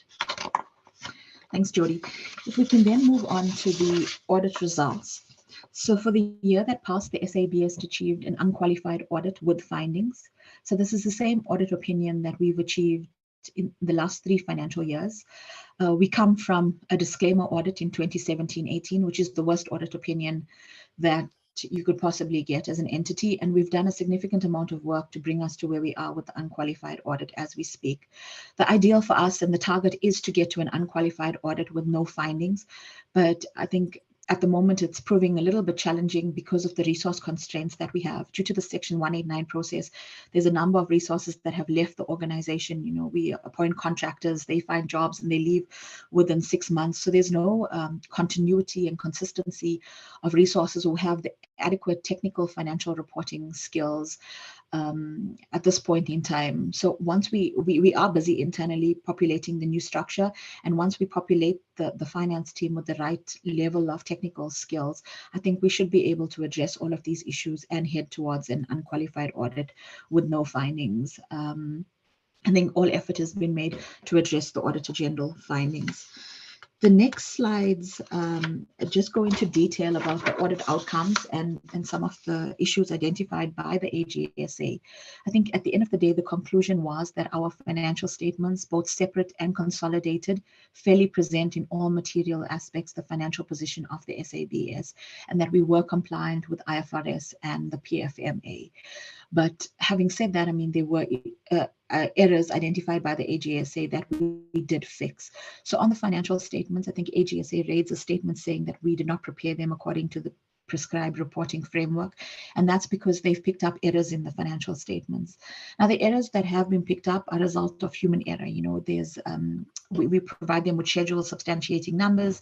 In certain schedules, there were errors in the calculation. In other instances, which points to point 28 in their report, where there was a material misstatement of non-current assets and disclosure items, there were certain items that were incorrectly classified. So instead of being classified as investment property, they were mistakenly classified as property, plant, and equipment. And the AG, I mean, the way the public sector and the AG works is the set of financial statements that you submit at the end of May must be 100% correct. And with our resources challenges, we just haven't been able to get them 100% correct. Unfortunately, we did have errors that occurred, which we then subsequently corrected, which resulted in us getting the unqualified opinion. The next slide, I think, just contains just 2 more issues. We did submit our financial statements late. We missed the legislative deadline of 31 May in the past financial year. We submitted on the 8th of June, and that's because we just did not have resources to fill the or to complete the financial statements. And you know, it's we tried to prepare for it, and we tried to preempt, and we tried to manage it, but unfortunately, you know, colleagues just resigned, and there was, you know, we were just, there was nothing we could do at that point in time. But we have implemented steps to ensure that this does not occur in future. And then I think the AG also raised a finding in terms of our collection of revenue. So when they audited revenue collections and they audited long outstanding debtors, they found that some of the letters of demand that we issued were not signed, and they were submitted late. So they raised a compliance finding for us to improve our processes going forward to ensure that we get our letters of demand out on time, and that all the letters are signed, so we don't have compliance issues against our policy. So that's something we've already implemented within the credit management team. And the last issue that they raised on the next slide related to the APP, and there were 2 strategic objectives which the AG felt weren't well defined, and the source of information to measure those objectives weren't stated. So they were not able to say that we met the objective or not. But we have subsequently corrected this in the new version of the corporate plan, and we have written to amend our current corporate plan so that we don't get a repeat finding in the new financial year. And I think those were the key issues that were identified by the AGSA. We're working on all of these findings. We have a comprehensive audit tracking plan that we meet regularly on to try and address, and we report to our audit committee on a quarterly basis to ensure that all of these findings are addressed, and whatever support we need to close these findings we receive. So all effort is focused on trying to improve this audit opinion and create stability within the team. I think the AG also raised in their presentation that they were concerned, you know, with the resources or the lack of resources. But with the new operating model being implemented and the structure being filled, we're hoping that this problem won't recur in future. I think that sums up the 2021-22 financial year. Thanks, Jody, and back over to you. Thanks, Tina. Chair and honourable members, I think just talking about the predetermined objectives, this is the status as at the end of Q1. We've met 50% of our standardization commitments. So these are national standards mapped to the DTIC priority sectors. We track this on a monthly basis. Some of the projects, because it's technical committees, some of the standards, given the nature of the standard and the amount of scientific and technical information that's required, do take a bit longer, but these are actually tracked. And we are expecting to meet this target come the end of the financial year end. In terms of the Net Promoter Score, this is a new way of measuring customer satisfaction. We've had some challenges in terms of implementation, so we've given ourselves not achieved at the end of Q1, and we are on track to make sure that we report on this as part of the annual target. And then our new products and services as part of revenue generation, these are our annual targets, and we'll report then at the end of this current financial year. Currently, our profit is standing at 19.3 million. As at the end of Q2, which was the end of September, it was just under 37 million. So I think the indications are that we would be making a profit in this current financial year as well. And that's also then subsequently had a very positive impact on the cost to income ratio. The employee engagement survey, which we didn't do last year, we will do in this financial year, and that's an annual target. And then we are mindful that we need to look at the number of youth supported as well as people with disabilities, and ensuring that we hit those targets as we've outlined. Some of the targets, and I thought I would just give the committee a sense of this. Some of the targets that we track internally talk about the number of test reports that we issue, the number of audits that we do, and I think this is just to give the committee assurance. So we plan audits, and we then actually go out and conduct audits. And so this is the 6-month view of the number of audits that we've planned. And then the actual audits that we've conducted. Sometimes audits do get cancelled, and that explains the difference in the numbers. Top management at the companies that we're wanting to audit are not available. Customer wants to postpone it. There could be some, the client may not be producing that specific item at that particular time. Sometimes our auditors are not available, they're off sick. And so there are a range of reasons why audits get rescheduled. But to ensure that customers get their permits within the defined time frames required, these are tracked, and they audits are then rescheduled as well. Just in terms of the follow-ups from the last visits, I think we've been able to chat about the financial situation. Our facilities, including the plant room, the cooling towers, our labs, the pump testing, cement and radiation protection services. We've made investments in these areas. I think there are still a range of investments that we would like to make. I think we are constrained in terms of finances. And then also we still have the legacy of aging infrastructure and equipment. We have written to the DTIC, and they forwarded the request to National Treasury to assist us with the emergency piping and roofing repairs, and we are anticipating hearing as part of the adjustment estimates process. Our standards turnaround times, these are something that we're monitoring. The time last year in terms of 305 days to complete a national standard is the average time frame. Some happen shorter, some take a slightly longer period, but this is something that we absolutely monitor and track. And then in terms of the harmonization of standards in Africa, so the South African Bureau has signed onto the RSO's mutual recognition agreement framework, which consists of 6 countries, including South Africa. And the intention is that we start looking at a process where standards are harmonized and we start recognizing each other's marks. So there's a range of meetings that are currently underway.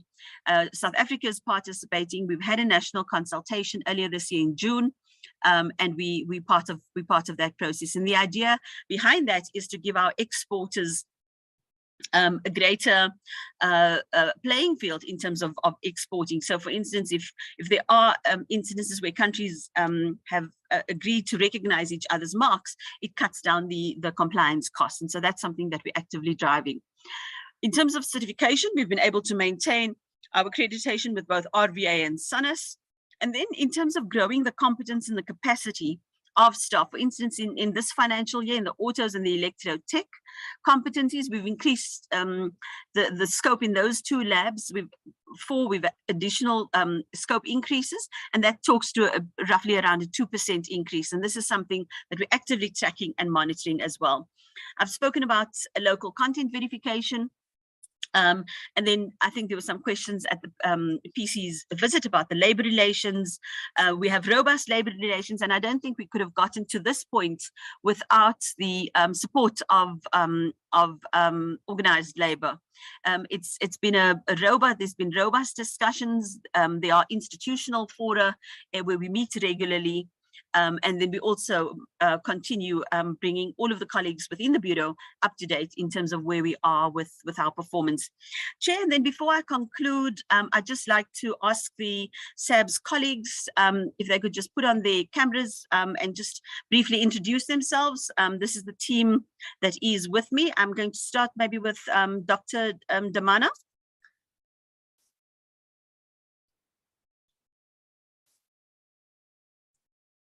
Maybe Chenge can't hear. And then any of the other colleagues in the room from SABS? There's Chenge.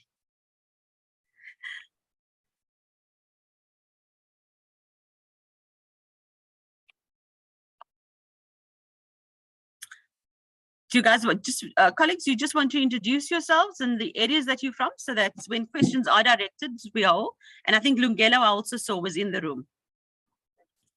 Good morning, Chair.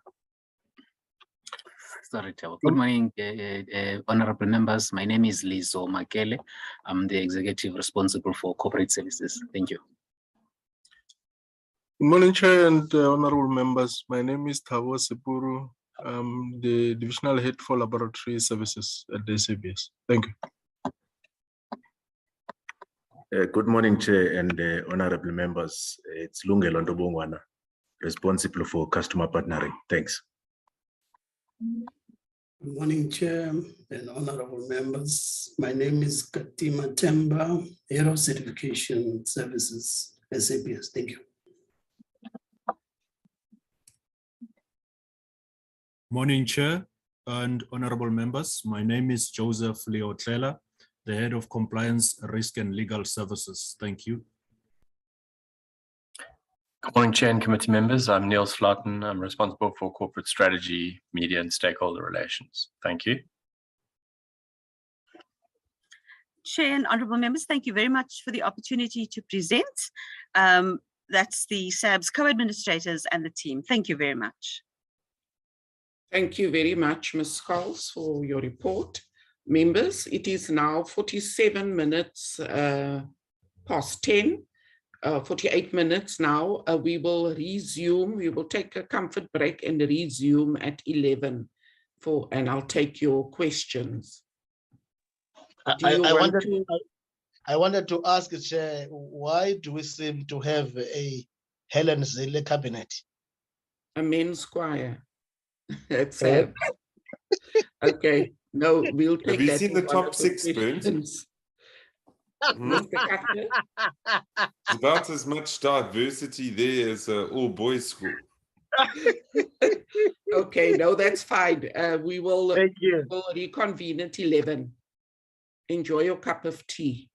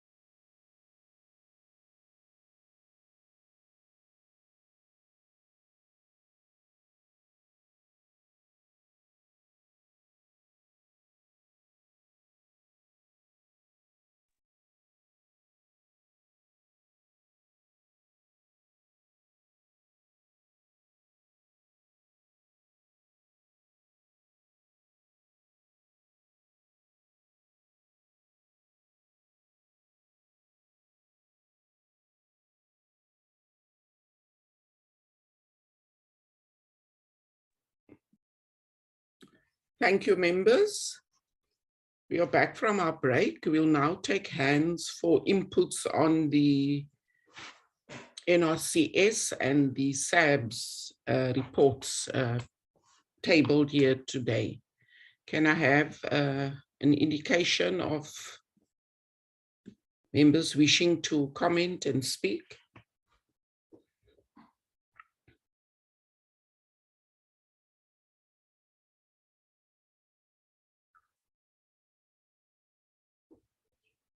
Members?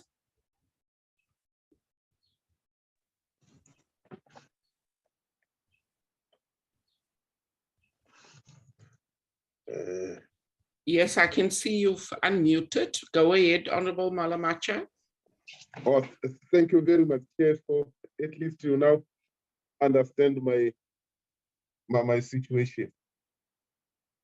Yes, go ahead. Yes, allow me to welcome the presentations both and say they were good, informative.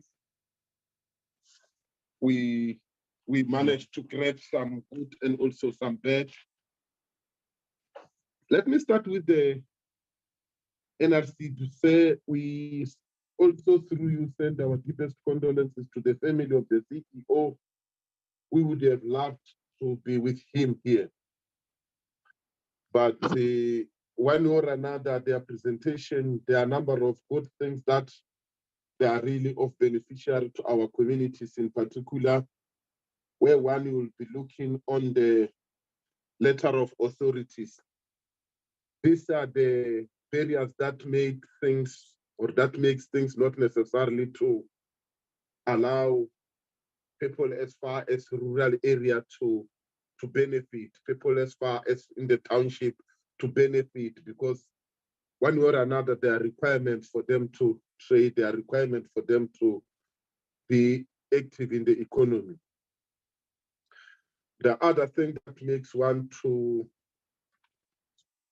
speak on them is the 93% that they achieved with that. It's just there's some few concerns that I will want to raise with them after I've congratulated them for have achieved unqualified audit opinion.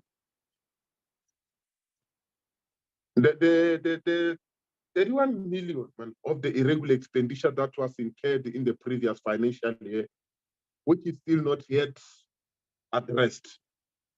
What is the intention of the institute to deal with that? Now, the question of the CFO, it is a problem. What is the status up to so far, so we understand? Because once you have institute which does not have all these positions occupied and positions of authority, it becomes a problem because you end up assigning somebody who is not necessarily qualified to do work for somebody who is not there. And when there are some mistakes incurred, it's very easy to say, remember, I'm just acting. And the underperformance targets to conduct inspection. I don't know how best are they going to do to show, especially in the remote area, and assist, especially with the inspection to be seen throughout and assisting the course. Allow me to pause there for them, Comrade Chair. Others, the members will deal with them. Okay, thank you very much. Honorable Motaung. Thanks, Chair, for the opportunity. Let me also welcome both presentations. One, Chair, I want to applaud the NRCS with their unqualified audit opinion. And also, I must indicate that I am impressed with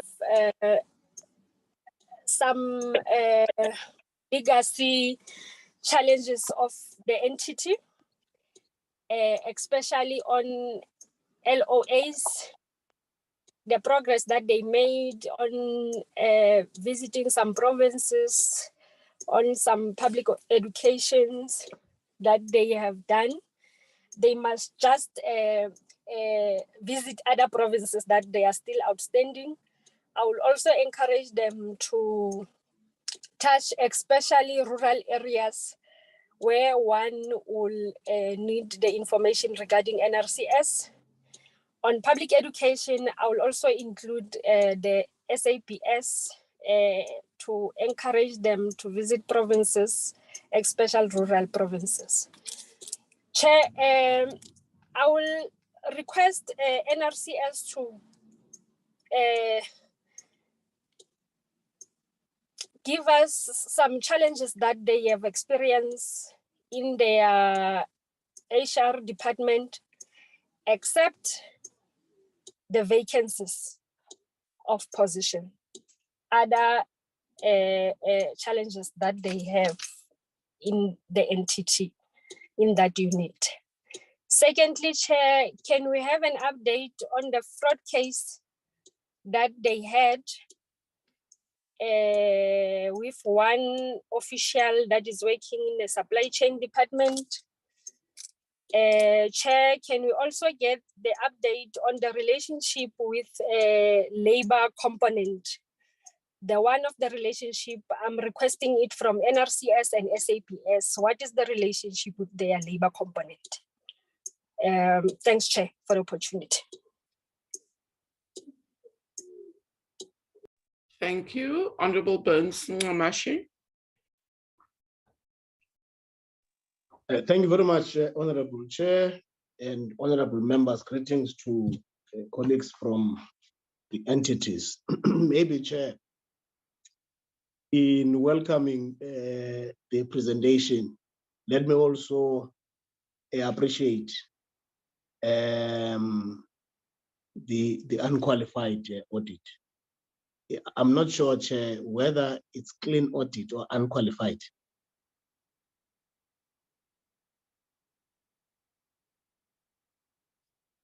But whatever the case, where I'm looking at is that ultimately it should be a clean audit. However, some of the challenges, Chair, around the audit process, my observation is that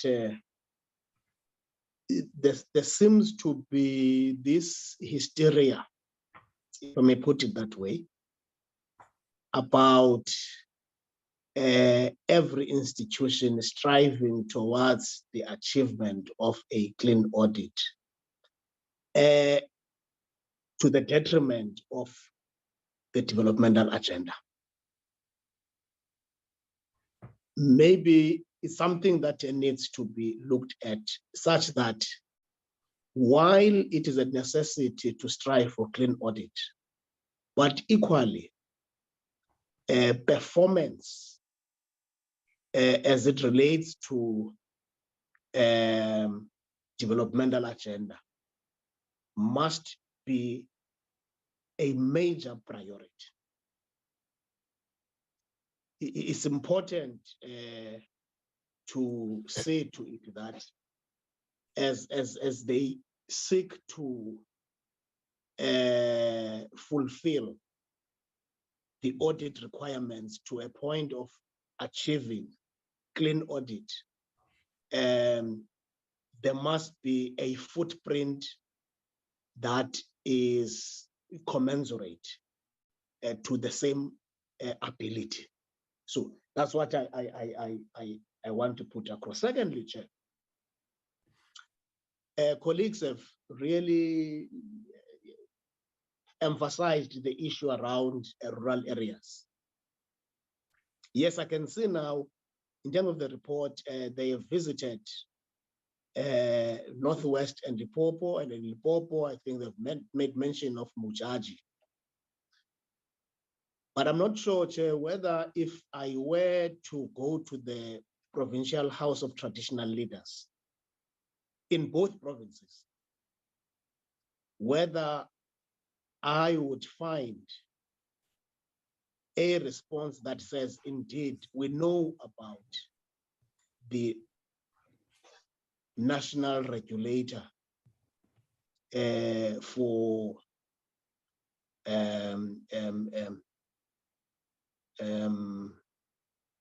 compulsory specifications, including SABS. Yes, we know, we hear, we read about SABS, but have they, because these are strategic statutory institutions with a responsibility, among others, to ensure that communities, especially in rural areas and farm areas, they get as much information as is possible. You have more than 800 traditional councils in South Africa, in areas that are occupied by over 17 million people.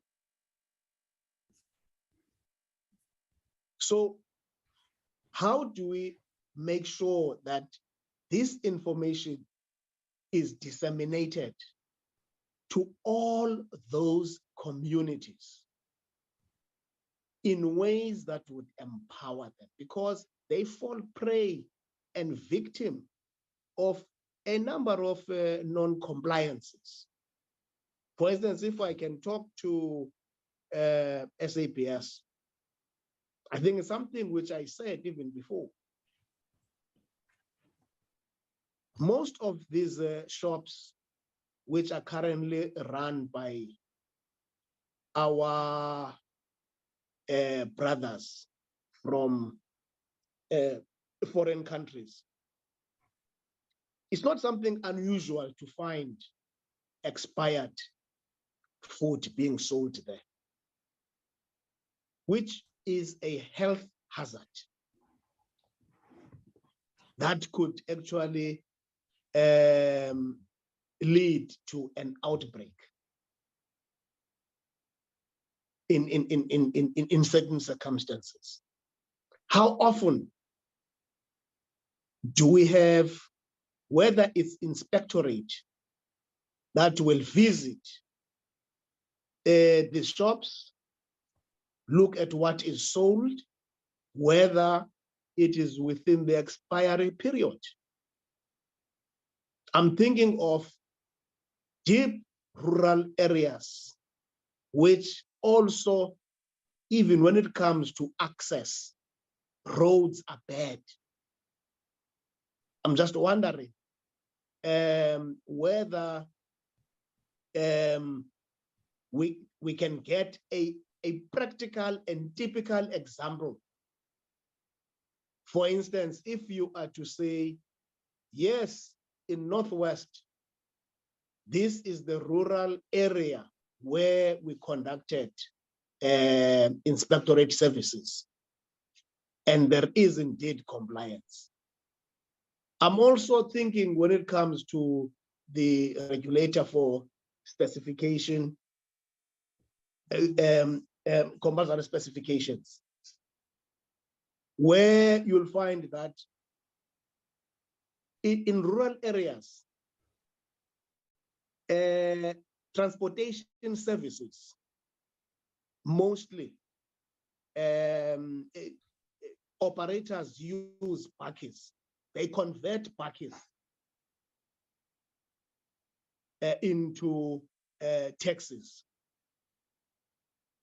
And we only respond when there's a catastrophic disaster, where, for instance, many lives have been lost. Then we start to ride the wave and come up with all sorts of criticisms. Why this has not happened? Why no, this was not supposed to. But unfortunately, it's happening day in and out is the daily transportation system that those people are subjected to. And those with proper compliant transportation modes are not willing to use their cars in those kind of dead roads, because it costs them. It costs them to use those roads. So have we, or rather, what are we doing about that? Is there anything, can we get a sense in terms of these awareness programs where we are able to say in a particular rural area, we have had a meeting with this particular community at this traditional council together with the ward councillor, because when you meet with the local authorities, you must always make sure that you don't just focus on traditional leaders, neither must you focus on ward councillors. You must make sure that both traditional leaders and ward councillors are there when it comes to community mobilization, especially when it comes to dissemination of government-related information. Thank you.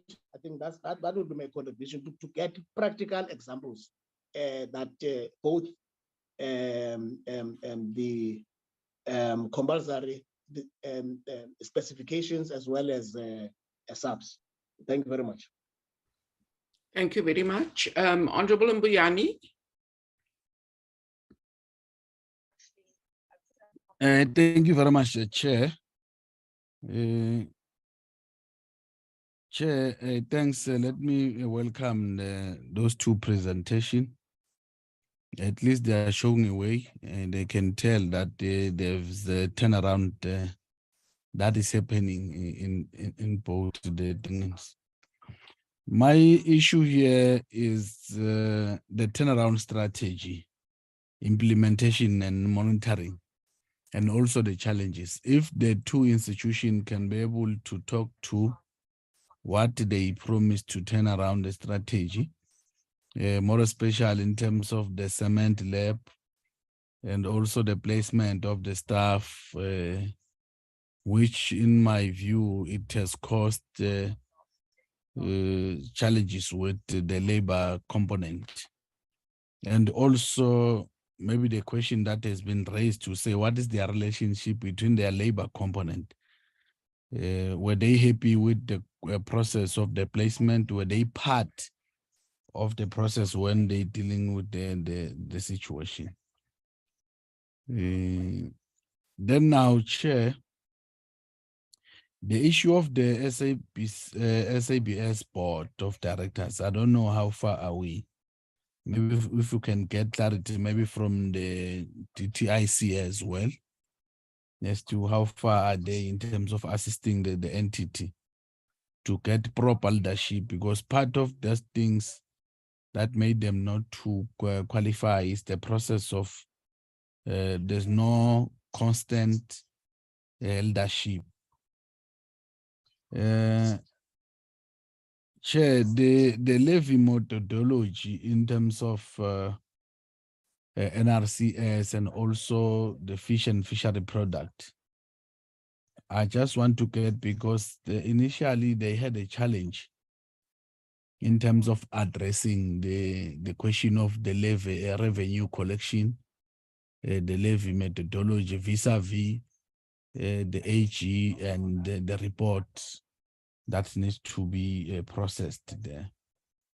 We welcome the program for the education and awareness in rural areas, but really we also need the NRCS as an entity to keep in touch with the PCO offices so that they can be able to identify suitable places where they can be able to assist moving forward. Yeah, maybe the issue of the disciplinary hearing has been alluded to by our MP, but really we need to check what happened to the disciplinary hearing.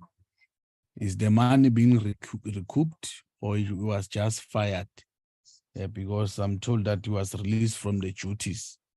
But what happened to the process of recouping the money? The last one is the ITC modernization. How far are they? Yeah, because it's been 9 or 7 years now, trying to facilitate the process of ITC modernization. I think those are the questions that I needed clarity on. Thank you very much, Chairperson. Thank you very much, Honorable Mbuyani.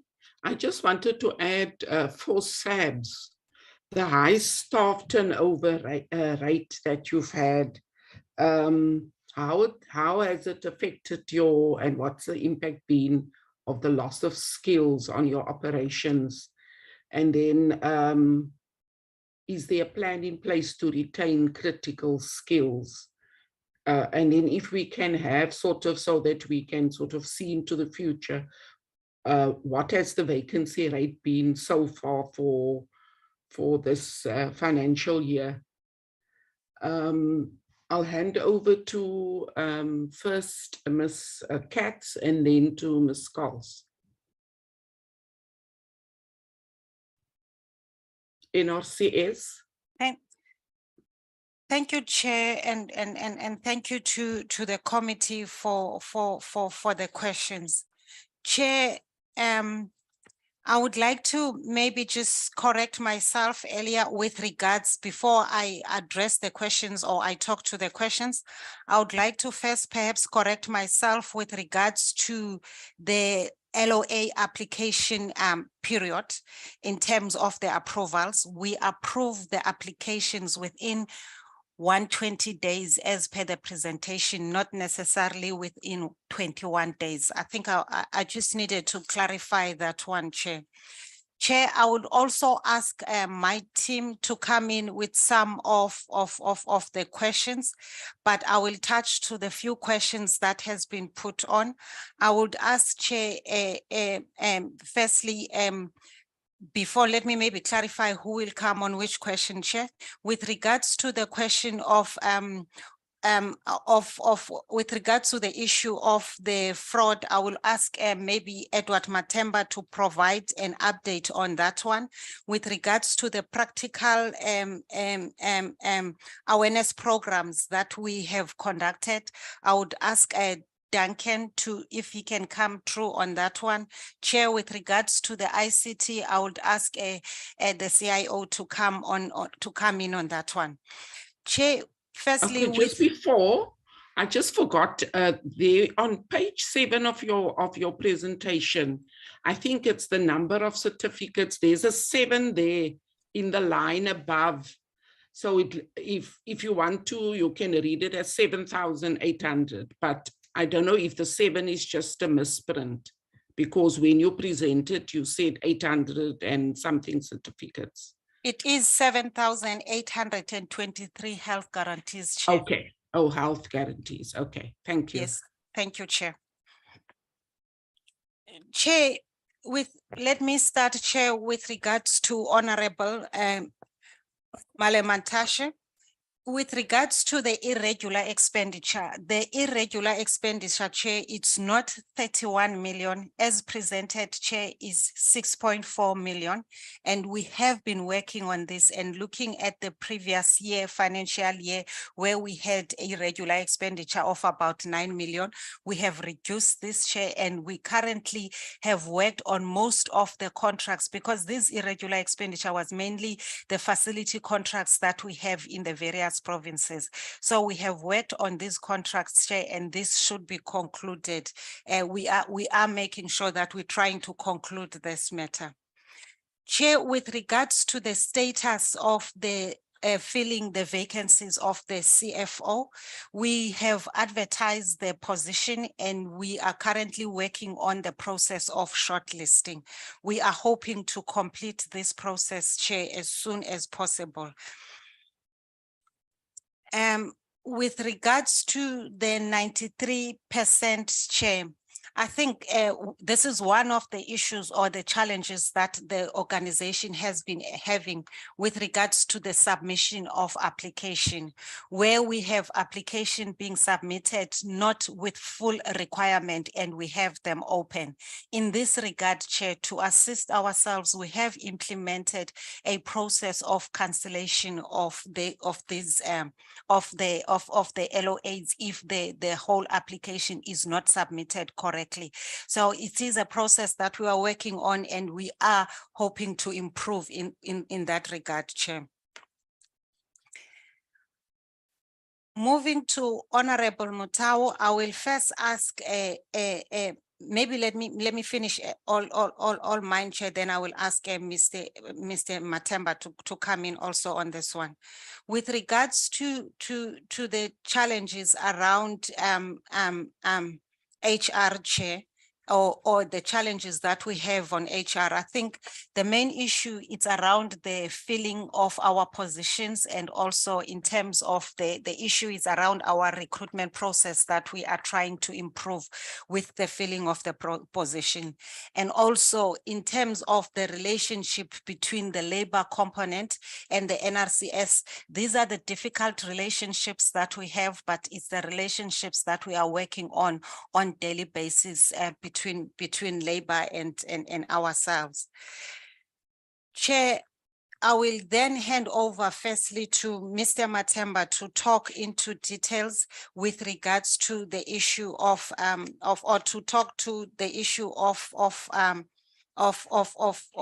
fraud, and also and maybe let me hand over to you, Mr. Matemba. Thank you, Ms. Katz, Honorable Chair and members. On the question from Honorable Motaung, the fraud was from finance section, not necessarily supply chain. It was the fictitious refunds that were processed by the official. The employee has been dismissed, and in terms of recovery of funds, the NRCS had insurance around fraud and money transfer. So we are working with the insurer in recouping the money. We had registered the claim, and we are now waiting on the finalization of the claim. The claim had been placed on hold pending the finalization of the disciplinary itself, which was only concluded last week in terms of the report. So we will be able to recoup the funds from here on. Thank you, Chair, and thank you, members. Thank you, Mr. Edward Matemba. With regards to Honorable Ngamashe, there were a few questions that he has put on the table. Just to clarify, Chair, in terms of the audit outcome, it is an unqualified audit with findings, and we note the emphasis that he has put on the rural engagements, and Chair, it's one of the issues that NRCS has prioritized, especially in the previous year and also in this year.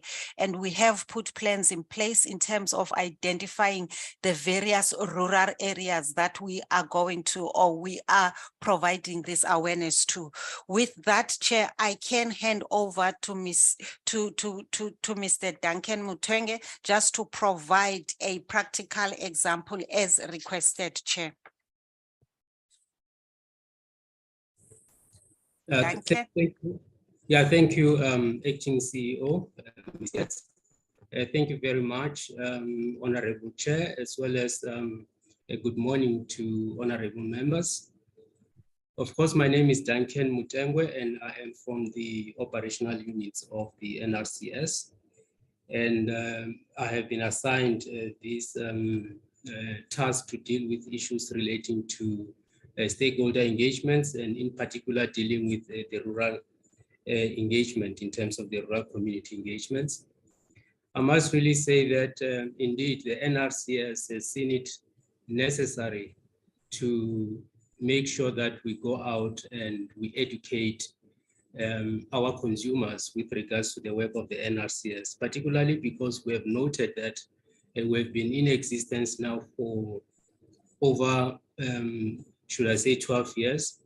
And we have a sizable amount of the businesses that we regulate. So we take it that most of the business dealing with the products that we regulate do understand and they know the NRCS. However, the missing puzzle there is, do our consumers really know about what, the work of the NRCS?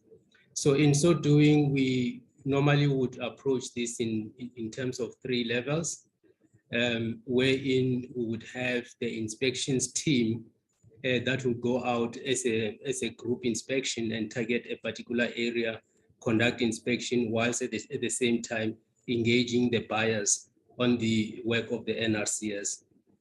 The other level is the work that is done through our communications and marketing business unit that also will target certain malls across the provinces within South Africa, and go out and hand out information booklets, as well as any other relevant information with regards to the work of the NRCS. And at the third level is what we now will do at an organizational level, wherein we are targeting all the provinces in terms of the 9 provinces, where we would identify a deep rural area where we would go and then engage the community in that particular area. So the reason why we have so many engagements that were conducted in the previous financial year has actually included those 3 levels of engagements. But in particular, for this year, and the target is to do the organizational one. So you would have also noted that the engagement that we had with the community in Limpopo was done early in the year. And we have, during the first quarter of this financial year, we also have one that was done in the Northwest in terms of, the rural engagement, rural community engagements. So how we normally would go about this particular one is we target a particular rural area wherein we know that there is perhaps maybe lack of information going into that particular area, and we would send out a team of our communication staff just to go and assess where exactly can we then target. Following that, we would then obviously we would not just go and enter the community without going through requesting for permission to come and engage the community. And indeed, Honorable Namashe, you spoke to whether we do engage the traditional leaders, the councillors. That becomes then the process for us before we can engage the community. So when we send out the team from the communications business unit, they go out and they engage in particular just to observe the necessary protocol before we can then go as the whole team. So on the date that we go and engage, we make sure that all the operational business units are represented. And we also invite other stakeholders, of course, that have similar kind of interest in terms of the consumer awareness programs with respect to their various areas. I think Ms. Jody has spoken to the fact that in some of the engagements, SABS also participated, and that also has been the case in terms of where we went to the rural engagements in Limpopo as well as in the Northwest. What we would then do is we would go through the mandate of the NRCS. We would also request all the business units to speak to the areas within which we regulate, and give practical examples of the products that are falling within our scope. What is the necessary requirements in terms of any product that can be placed then on our shelves. We have seen that to be very acceptable in terms of the areas that we have targeted. And we have plans now in December to go to Eastern Cape, where we have also identified a rural area where we'll be going and continue doing the work that we're doing. We have also noted in terms of the fact that with communities not having much knowledge about what is required, particularly coming to the example that Honorable Namasha has also reflected on in terms of these conversions of buggies into passenger carrying vehicles. It is basically because of lack of knowledge, and it becomes rather very difficult if the NRCS is not around to provide that guidance, that you will end up seeing these vehicles being converted and being found on the roads. But we do understand that in so doing, NRCS does not really have the capacity to provide oversight in terms of what goes on the road. However, there is a need, and we have identified that within our automotive business unit, that there is quite a need for the NRCS to continuously engage with the relevant provincial offices of the Department of Transport, so that the information can also be exchanged in terms of allowing these vehicles to operate on the road, because there is a requirement that if ever a vehicle has been modified, it must actually be approved by the NRCS before it can be offered a registration to operate on the road. So that actually requires more and more engagements with the Department of Transport. But of course, we do have a service level agreement with the Department of Transport, and such issues get to be discussed, but we want to go further by making sure that we engage also the provincial offices of the Department of Transport, just to emphasize the fact that there is a requirement following the such conversions that NRCS also needs to issue the approval. So we have definitely prioritized the stakeholder engagement, particularly looking at the consumer awareness, because of course, not knowing information leads into our consumers finding themselves into conducting things that otherwise are not well within the law. I think, in terms of stakeholder engagement and in particular reaching out to our consumers, that is where our Chairperson and honorable members. Thank you. Thank you. Chair, in conclusion, Chair, there were questions from Honorable Mbuyane in terms of the levy model methodology for processed meat, Chair. Currently, we are implementing this compulsory specification on a process that is currently unfunded. As indicated in the presentation, we are currently engaging the DTIC in this matter, and it's the matter that we are trying to resolve with the DTIC with regards to the funding of this compulsory specification or this technical regulation. Chair, to finalize, there was also a question with regards to the issue of IT as to what is the progress.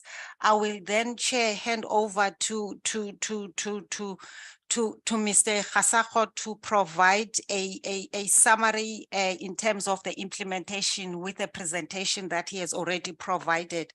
Chair, with that or in closure, I can also just invite you, Chair, and the committee to our planned rural engagement that will be happening on the 8th of December this year, Chair. That rural engagement would be in Kuruman in the Northern Province, but the formal invitation will be forwarded to your office, Chair, and to the members. Thank you, Chair. Over to you. Thank you, Ms. Katz. Thanks for the question from Mr. Mbuyane. The NRCS modernization program, as indicated, it's made up of a number of initiatives between the infrastructure and the business processes digitization project. So the first phase was the ERP implementation, which, as indicated, focused on SCM, finance, HCM, and facilities. So at this stage, if one is to ask, what is the progress?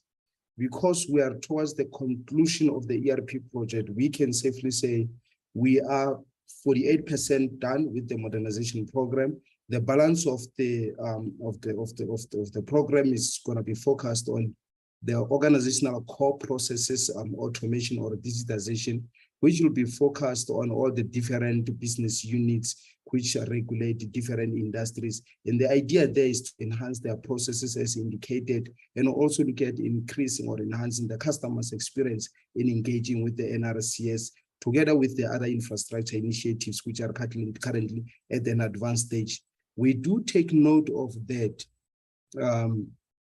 The modernization program has been there for quite some time, but at this stage, we are confident that we are making significant progress with regards to this program. And next time when we come back to this committee, we'll be also highlighting on the achievements that would have been made. But at the same time, we would like to appeal to the committee to appreciate the fact that given that we do not want to push these initiatives and end up having technologies that do not work for the business, or instead the business will work for the system. We work collaboratively with the organization to ensure that even elements of change management happen in a systematic, effective way, such that when the technology is deployed, it is indeed understood how it works, and that the business indeed reaps the rewards and the benefits of the use of the system. So at this stage, we can safely say we are 48% done, but we are significantly making strides in that front. Thank you very much, Chair. Thank you, Macy.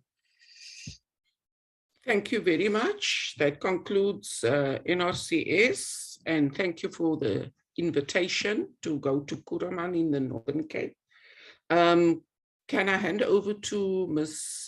Jody Scholes to answer the SABS questions, and you and your team, of course. Thank you, Honourable Chair and Honourable Members, for the questions.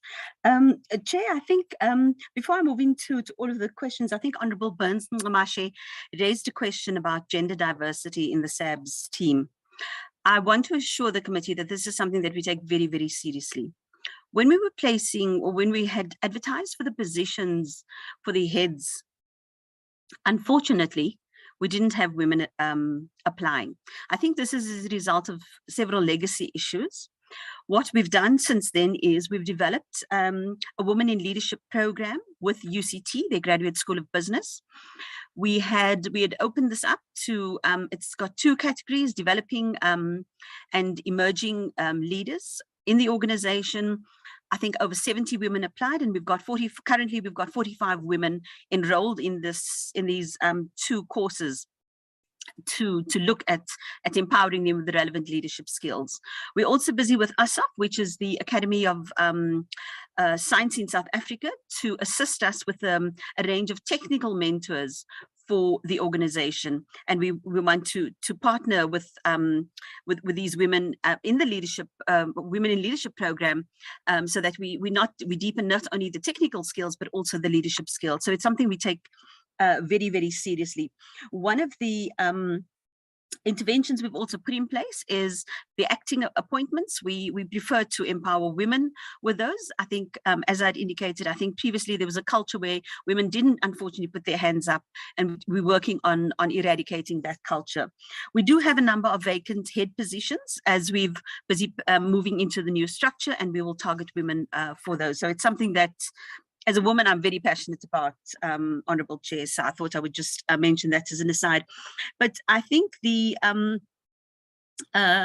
Honorable Motahung, in terms of the labor relationship, I'm going to ask Lizo Makele to come in on that. We have a range of both formal and informal relationships or institutional mechanisms with labor.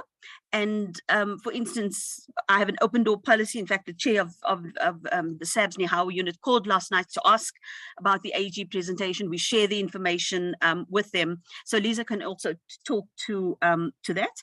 I also mentioned in my presentation that labor was actually part and parcel of the process. In fact, I think there's a range of savings that they've identified as alternatives to retrenchment, and Lizo can also talk to those that have been put forward, that now that we've concluded the 189 process, we will look at rolling that out. I think in terms of Honorable Burns-Ngqamashe, your guidance about the Provincial House of Traditional Leaders, do they know about SABS, and how we need to engage, I think is well taken, and we thank you for that. We do sell a range of standards to municipalities. So for instance, in the last 90 days, we've sold standards to the Polokwane municipality, to the city of Matlosana municipality in the northwest, the Mompani district municipality in Limpopo, the Langeberg, Swellendam and Theewaterskloof municipality in the Western Cape. And so, we sell the standards, but I think in terms of the question you were asking about a practical example, so there are standards available for rural areas. Most of them are around electrification. We do have some standards around how healthcare waste, for instance, should be treated. We recently published an amended standard to assess water quality, of the quality of drinking water in particular. And so I think you've given us quite a bit of food for thought, because those are some of the practical ways in which we can go and engage and empower municipalities to say, these are some of the standards that you can use to improve service delivery. Bearing in mind that all of these standards are voluntary, and we do sell the standards, but we can always look at how we can assist municipalities who need the standards, and we can then see how we can assist. We also have an MOU with CEDA, where we're training incubators. And in terms of some of the work that the SMME consulting team have done, we partner with the Limpopo Economic Development Agency. We've partnered with the Laparo Incubation Program. There's the Gauteng Economic Development Program, the Ilanzi District Municipality. So there's a range of incubators that we work with through the CEDA program to talk to SMMEs about this. But I think the point is made, and it's well taken, thank you, that we need to look at how we ramp up our engagement with rural areas. We are working with the NRCS and partnering. I'm aware that there is an engagement scheduled. I think it's either later this month or early December. We will also be jointly, I think it's going to, we came back from Venda, and Edward did call me about that. But there's a program. I don't know, Lungelo, if you want to just come in on that. I think there are also some things we can do about roads. There are standards around that. And so, Honourable Burns-Ngqamashe, I think, putting together a package that we can go and assist our rural municipalities with, I think is something that that we can certainly take on board. I'm going to ask Thabo to talk about the cement lab. We've procured equipment. It's currently being commissioned. I think we've got a deadline of the end of December, but I'm going to ask Thabo just to give some feedback on that. And then Lizo, if you can just come in on the placement of staff, where are we, what's the plan, some of the challenges that we've had with that. And if you could also talk to the question from the chair about the impact of the loss of staff on operations. I think, Chair, Tina has highlighted the critical challenge that we face in terms of the finance skills, but there are also a number of other critical skills that we've that Lizo has compiled that I think we can talk to. So I'm going to maybe Lungelo, can you just maybe come in on the rural area work and some of the work we've been doing with the NRCS, and then I'm going to ask Thabo to come in on the cement lab, and then Lizo, and then I'll just conclude. Thank you, Chair. Thanks, Jody, and thanks to honorable members for the questions. With regards to the rural engagements, there is work that we're doing with NRCS. In fact, of the 3 that has been conducted already, 1 in Mpumalanga in the Tulamahashi area, specifically following the process that Duncan has alluded to. That's the first part. The second part is that also we conduct these engagements with the TVET colleges. And that one, we do it in conjunction with the TTIC, specifically focusing on the youth in terms of awareness. And then broadly, the other engagements that we do with Proudly SA on a bigger point of scales from a province to province level. The improvements are noted, and we'll certainly incorporate them in terms of going forward in this particular regard. I think that's mainly what I can provide for now, Jody. And then, yeah, you can take it from there. Thanks. Thanks, Lungelo. Honourable Burns Ngamashi, you had also indicated about the food being sold and the health hazard. What we have done in the past is where we've received those complaints, we've helped the complainant formalize those with the National Consumer Commission, and we've worked with them. In fact, we've gone with them, at the height of the pandemic around hand sanitizers. They have the powers to seize goods and to test those goods. And so we do partner with them. And so I think as part of this program, we can also look and see, if the NCC could also be part of that, so that it has a much broader impact. So thank you very much for that.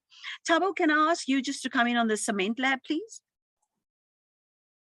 Thanks, Jody. Thanks, Chair, and thanks, honourable members. I think on the turnaround related to the cement lab backlog, we have had to implement a two-pronged approach to try and alleviate the pressure. The first was to get a panel of labs which we could then be able to use to subcontract some of the work we have.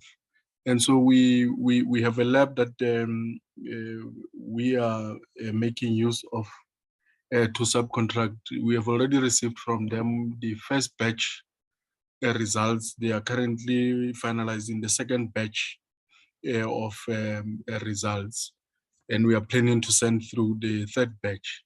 The second leg of the same, or on the same issue of cement lab dealing with backlog, is the commissioning of a duplicate lab test bench. So we have had to modify part of the building where we are going to accommodate this new lab.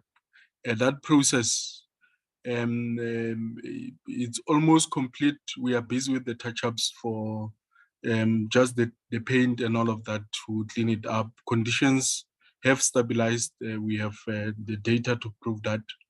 The next bit, which is what we are currently working on, is receiving and commissioning instrumentation or equipment.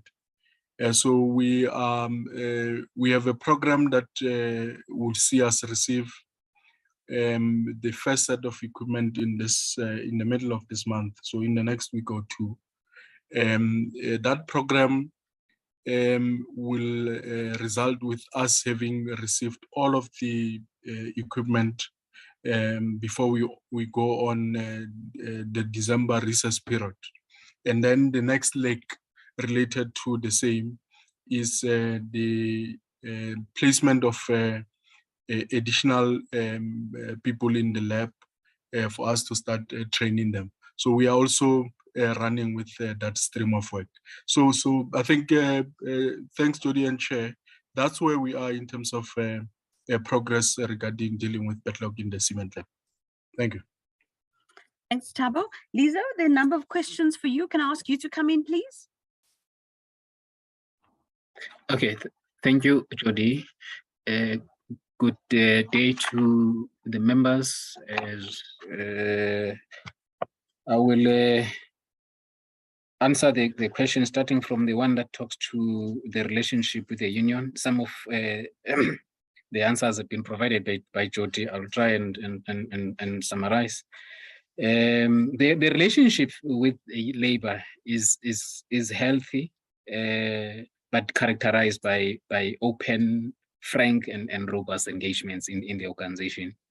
In that, as management at SABS, through our human-centric approach, we have created platforms for these robust engagements. You'll understand, members, that the labor relations environment is a legislated space, you know, but as a minimum, we make sure that everything that is within the legislation is in place. And then, but we go beyond that just to make sure that we go with workers and employees in everything that we do. Okay, so like for instance, we have in place the recognition agreement that stipulates everything in terms of how the relationship you know, is regulated, how we engage as parties. So we make sure that we comply with the legislation in all the processes that we've been involved in now. Like for instance, we're talking about Section 189 process, we're talking about organizational review, restructuring, and all those processes are there are guidelines, you know, in our legislation in terms of how you deal with, as well as in the recognition agreement. So we've been working with labor very, very well when it comes to those things. We sit down, iron out the differences, and what is good about this thing is that at the end of the day, we do achieve what we want to achieve. In that we persuade one another. So we come as management and put everything on the table and listen to all the stakeholders. So the placement process, for instance, that we are currently busy with, placing people into the new structure. Yes, just the nature of the project itself, nature of this initiative itself, placement as well as Section 189 process. It really attracts, obviously, some emotions. So employees do not want to hear about issues of Section 189. Employees get anxious when it comes to restructuring. So obviously, then there would be a lot of resistance. But what we've done, you know, that even caused some delays in us finalizing these things on time, is that we, you know, made sure that we work with them and allowed sufficient time so that we reach consensus, you know, on these things.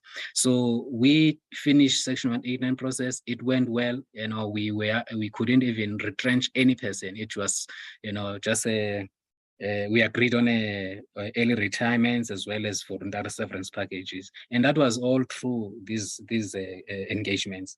And then when it comes to placement process, from the onset, from the time a decision was taken that we need to engage on org review, all employees in the organization, all the various structures in the organization were engaged. We moved together with them. We had regular discussions with them. We employed robust change management program. So until now, and the delays, as I said, is because of these regular engagements. We've just now concluded, just something that Jody has just alluded to, has concluded with labor guidelines around the placement into the new structure of employees within the bargaining unit, because they had the suggestions that they wanted to make in terms of how it should apply to them, you know. So, and that delayed the process, but we created space because we want this thing to be successful. So last week, I think Thursday or Friday, we signed an agreement in that regard. So the things are moving well, but of course, there are some delays. And then on the issue of the turnover, the high turnover rate, and also how we are planning to deal with the issue of the loss of skill. The high turnover rate, the employees who've decided to leave the organization when they realize that things are not going well insofar as finances are concerned, and the initiatives that we're busy with, the org review, Section 189, and all those things. But what we have not done, because we are going through an org review, we decided not to employ, so there will be vacancies, then we want to recruit people. So therefore, when you are embarking on a process like that, then you will not measure the turnover rate because you have taken a decision not to recruit. So it would just be futile for you to say, okay, this is my target, to reduce turnover rate, because you've taken a decision not to actually fill those positions. But what then we have done, because SABS is fortunate that you have the employees in the organization are highly skilled.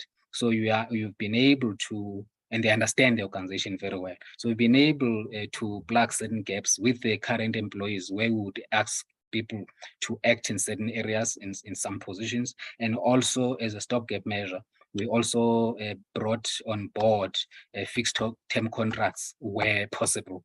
Although in some of the areas, especially in highly specialized skills, it's been a challenge, to bring those. But a plan is in place, as Jyoti has alluded to, in that now that we are done with the placement at management level, executive level, and specialist level. So we know where the gaps are. Now we're at the space now where we are going out. We are beginning to go out now to fill those positions, starting with people internally, and also we are going outside to bring those specialized skills, so that we avoid all these challenges that we're confronting us, especially when it comes to finance. So those cannot be repeated because we are on that program of filling those positions when it comes to specialized skills. I think those are the questions, Jody. I'm done now. The one last thing is that our relationship with labor, something that has just caused a stir now, is the issue of the AG report that was talking about the challenges with governance, because they made a noise around that to an extent of writing letters to National Treasury, to the Minister, to an extent of even in some cases refusing to be addressed by the lead administrator, because they saying what is on the public, that the appointment of the administrators was not necessarily in compliance with law, so therefore they refused to be addressed by. So what I'm trying to say is that the AG report has also kind of caused some stir, but it's something that as management we are managing in that this is not, it shouldn't play out at the workplace. It's something that must be addressed at a minister level, because it's not something that the administrator or the management and executive here is not in their purview. So I think there is some understanding in that regard. So we are playing that role of basically educating and talking to them about this thing. Otherwise, the relationship in general, it's a healthy relationship. Thanks very much, Jyoti. Thanks so much, Lisa. Chair, I think those are the questions. I remain available to answer anything if there's anything I missed. If members could just please assist. Thank you very much. Thank you very much, Ms. Scholes, and to your team. Can we just ask DTIC to answer the question around the SABS board? How far processes are? Mr. Zalk? Yes, thank you, Chair. I'd like to ask our acting COO, Mrs. Montombi Matumela, to talk to that process of appointing the SABS board. And with your permission, I'd also like to ask Dr. Chengadabana to talk to the matter of that has been raised around the unfunded mandate areas. We'd like to talk to both of those issues, please.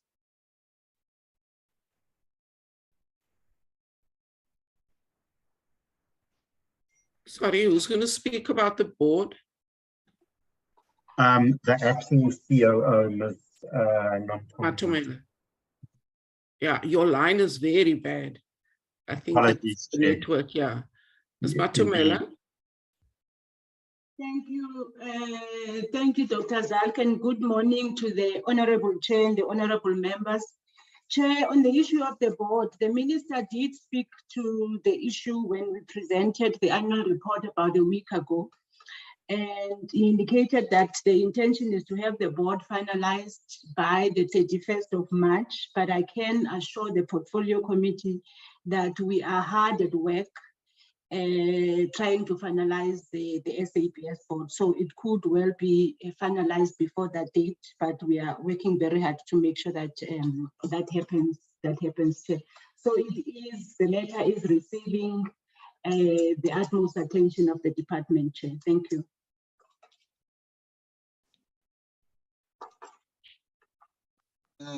Thank you, Chair.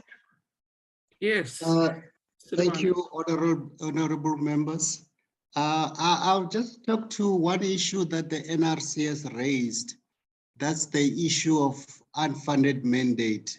So starting with the one on processed meat, I think members may know that as a country, we don't have one single regulator for the food space, a food agency, so to speak. We don't have a food agency in the country. As a result, our system is fragmented. So we have the Department of Health, we have the Department of Agriculture, Forestry and Fisheries, which play in this space.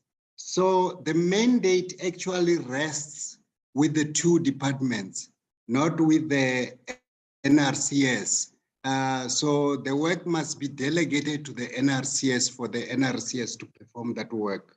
So as it turns out, the Department of Health and the Department of Agriculture, DAFF, they don't support that the NRCS actually do the work of processed meat. But nevertheless, the Department of Trade, Industry and Competition, they gave startup funds for this work to be done. And in addition, now and then there has been transfers to the NRCS to assist them. So the last transfer was in November last year, where they got about 21 million to support the work that they are doing. So this will also touch on the work of legal metrology. The colleagues say the mandate is not funded. That also is not correct, because legal metrology came about as an extension of scope. There was an original act that was called the Trade Metrology. That act was being implemented by the NRCS. So the legal metrology only extends the scope of that work. So even for that, last year in November, Treasury also transferred funding to the NRCS to do the work. So I think our colleagues from the NRCS are not really giving us a good picture of what's happening when it comes to funding. Thank you, Chairperson.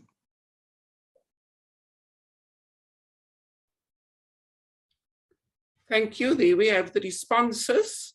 That brings us to the end of our deliberations today. Thank you very much to NRCS and the SABS. Okay, I see there are follow-up questions. Honorable Mbiani and Honorable Burns Ngamashe. Honorable Mbiani. Okay. Honorable Malamecha next. Honorable Mbiani. Thank you very much, Chairperson. I think, yes, we acknowledge the responses from both entities. But somewhere the DTIC and the the NRCS on the issue of unfunded mandate. Seemingly, they are not seeing eye to eye. Can they be able to write down a response? That's to exactly what is happening. Because if you say this is an unfunded mandate, this one is said is funded mandate. To us, it's a serious challenge.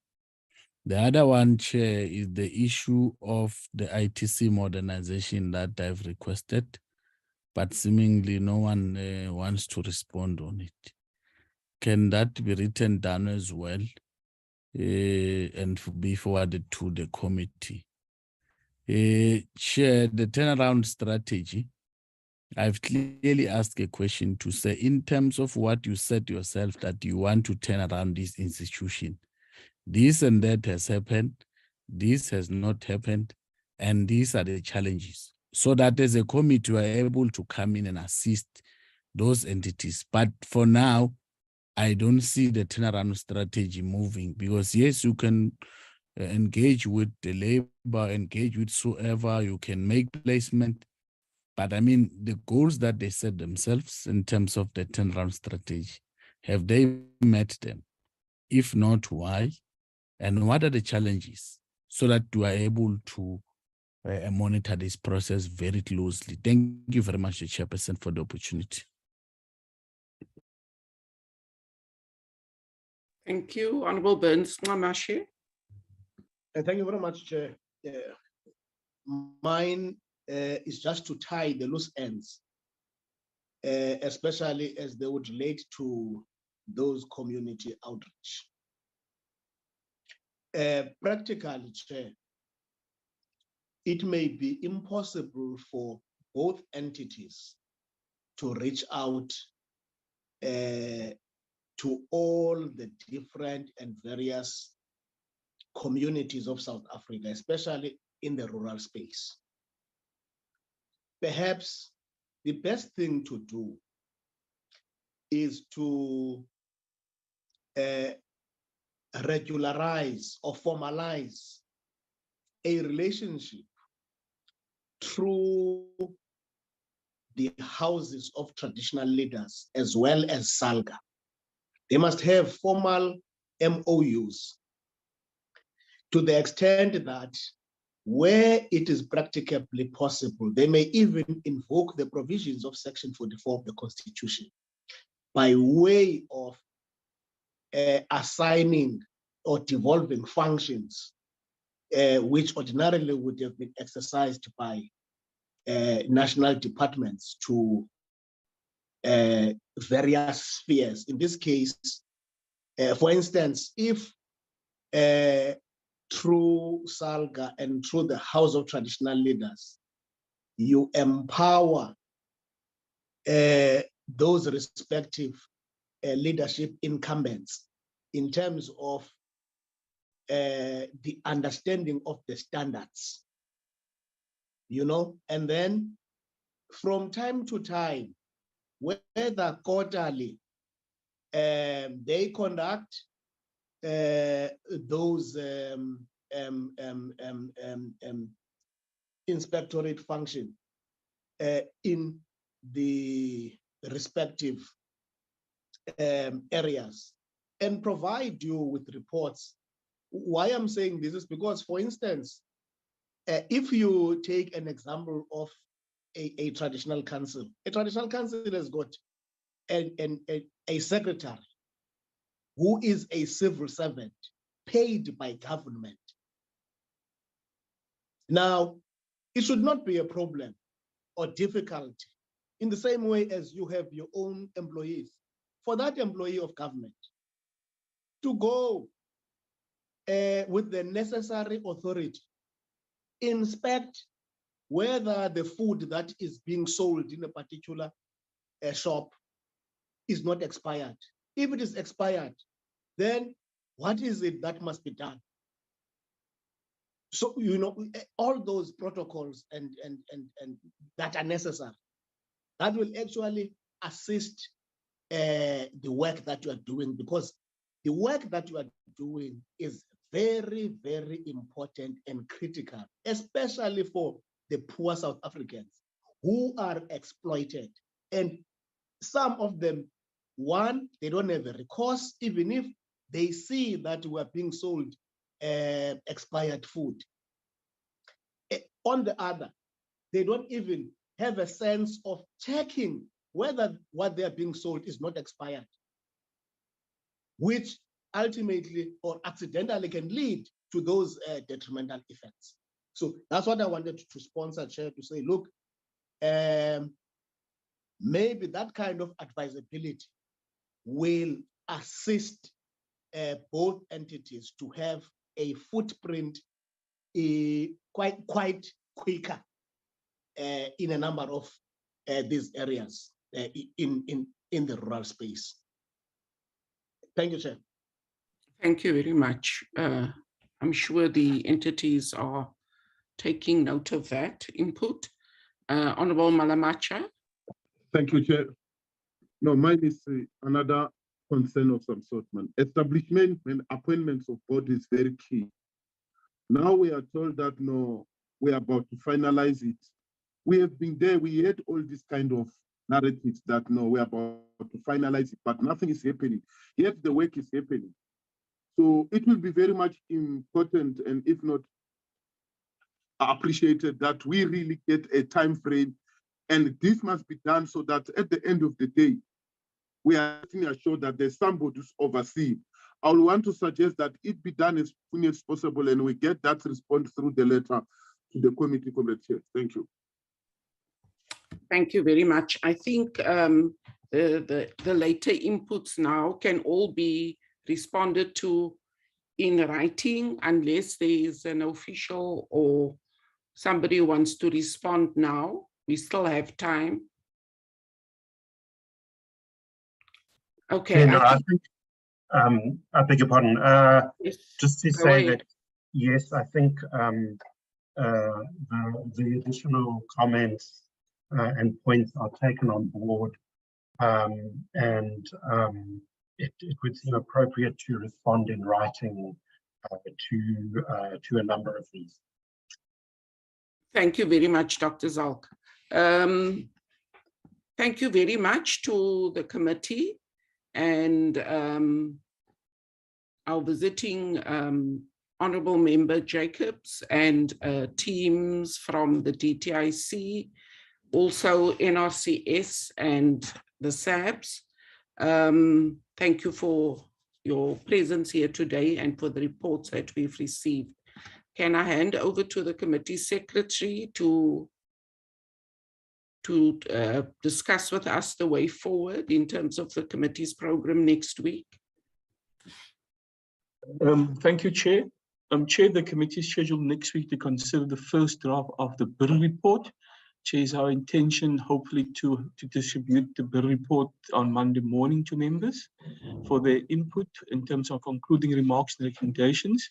And then we also, next week, we will be briefed by ITAC as well as CPIC on the annual report, as well as the first quarter non-financial and financial performance reports for the 2022-23 financial year, Chair. Thanks.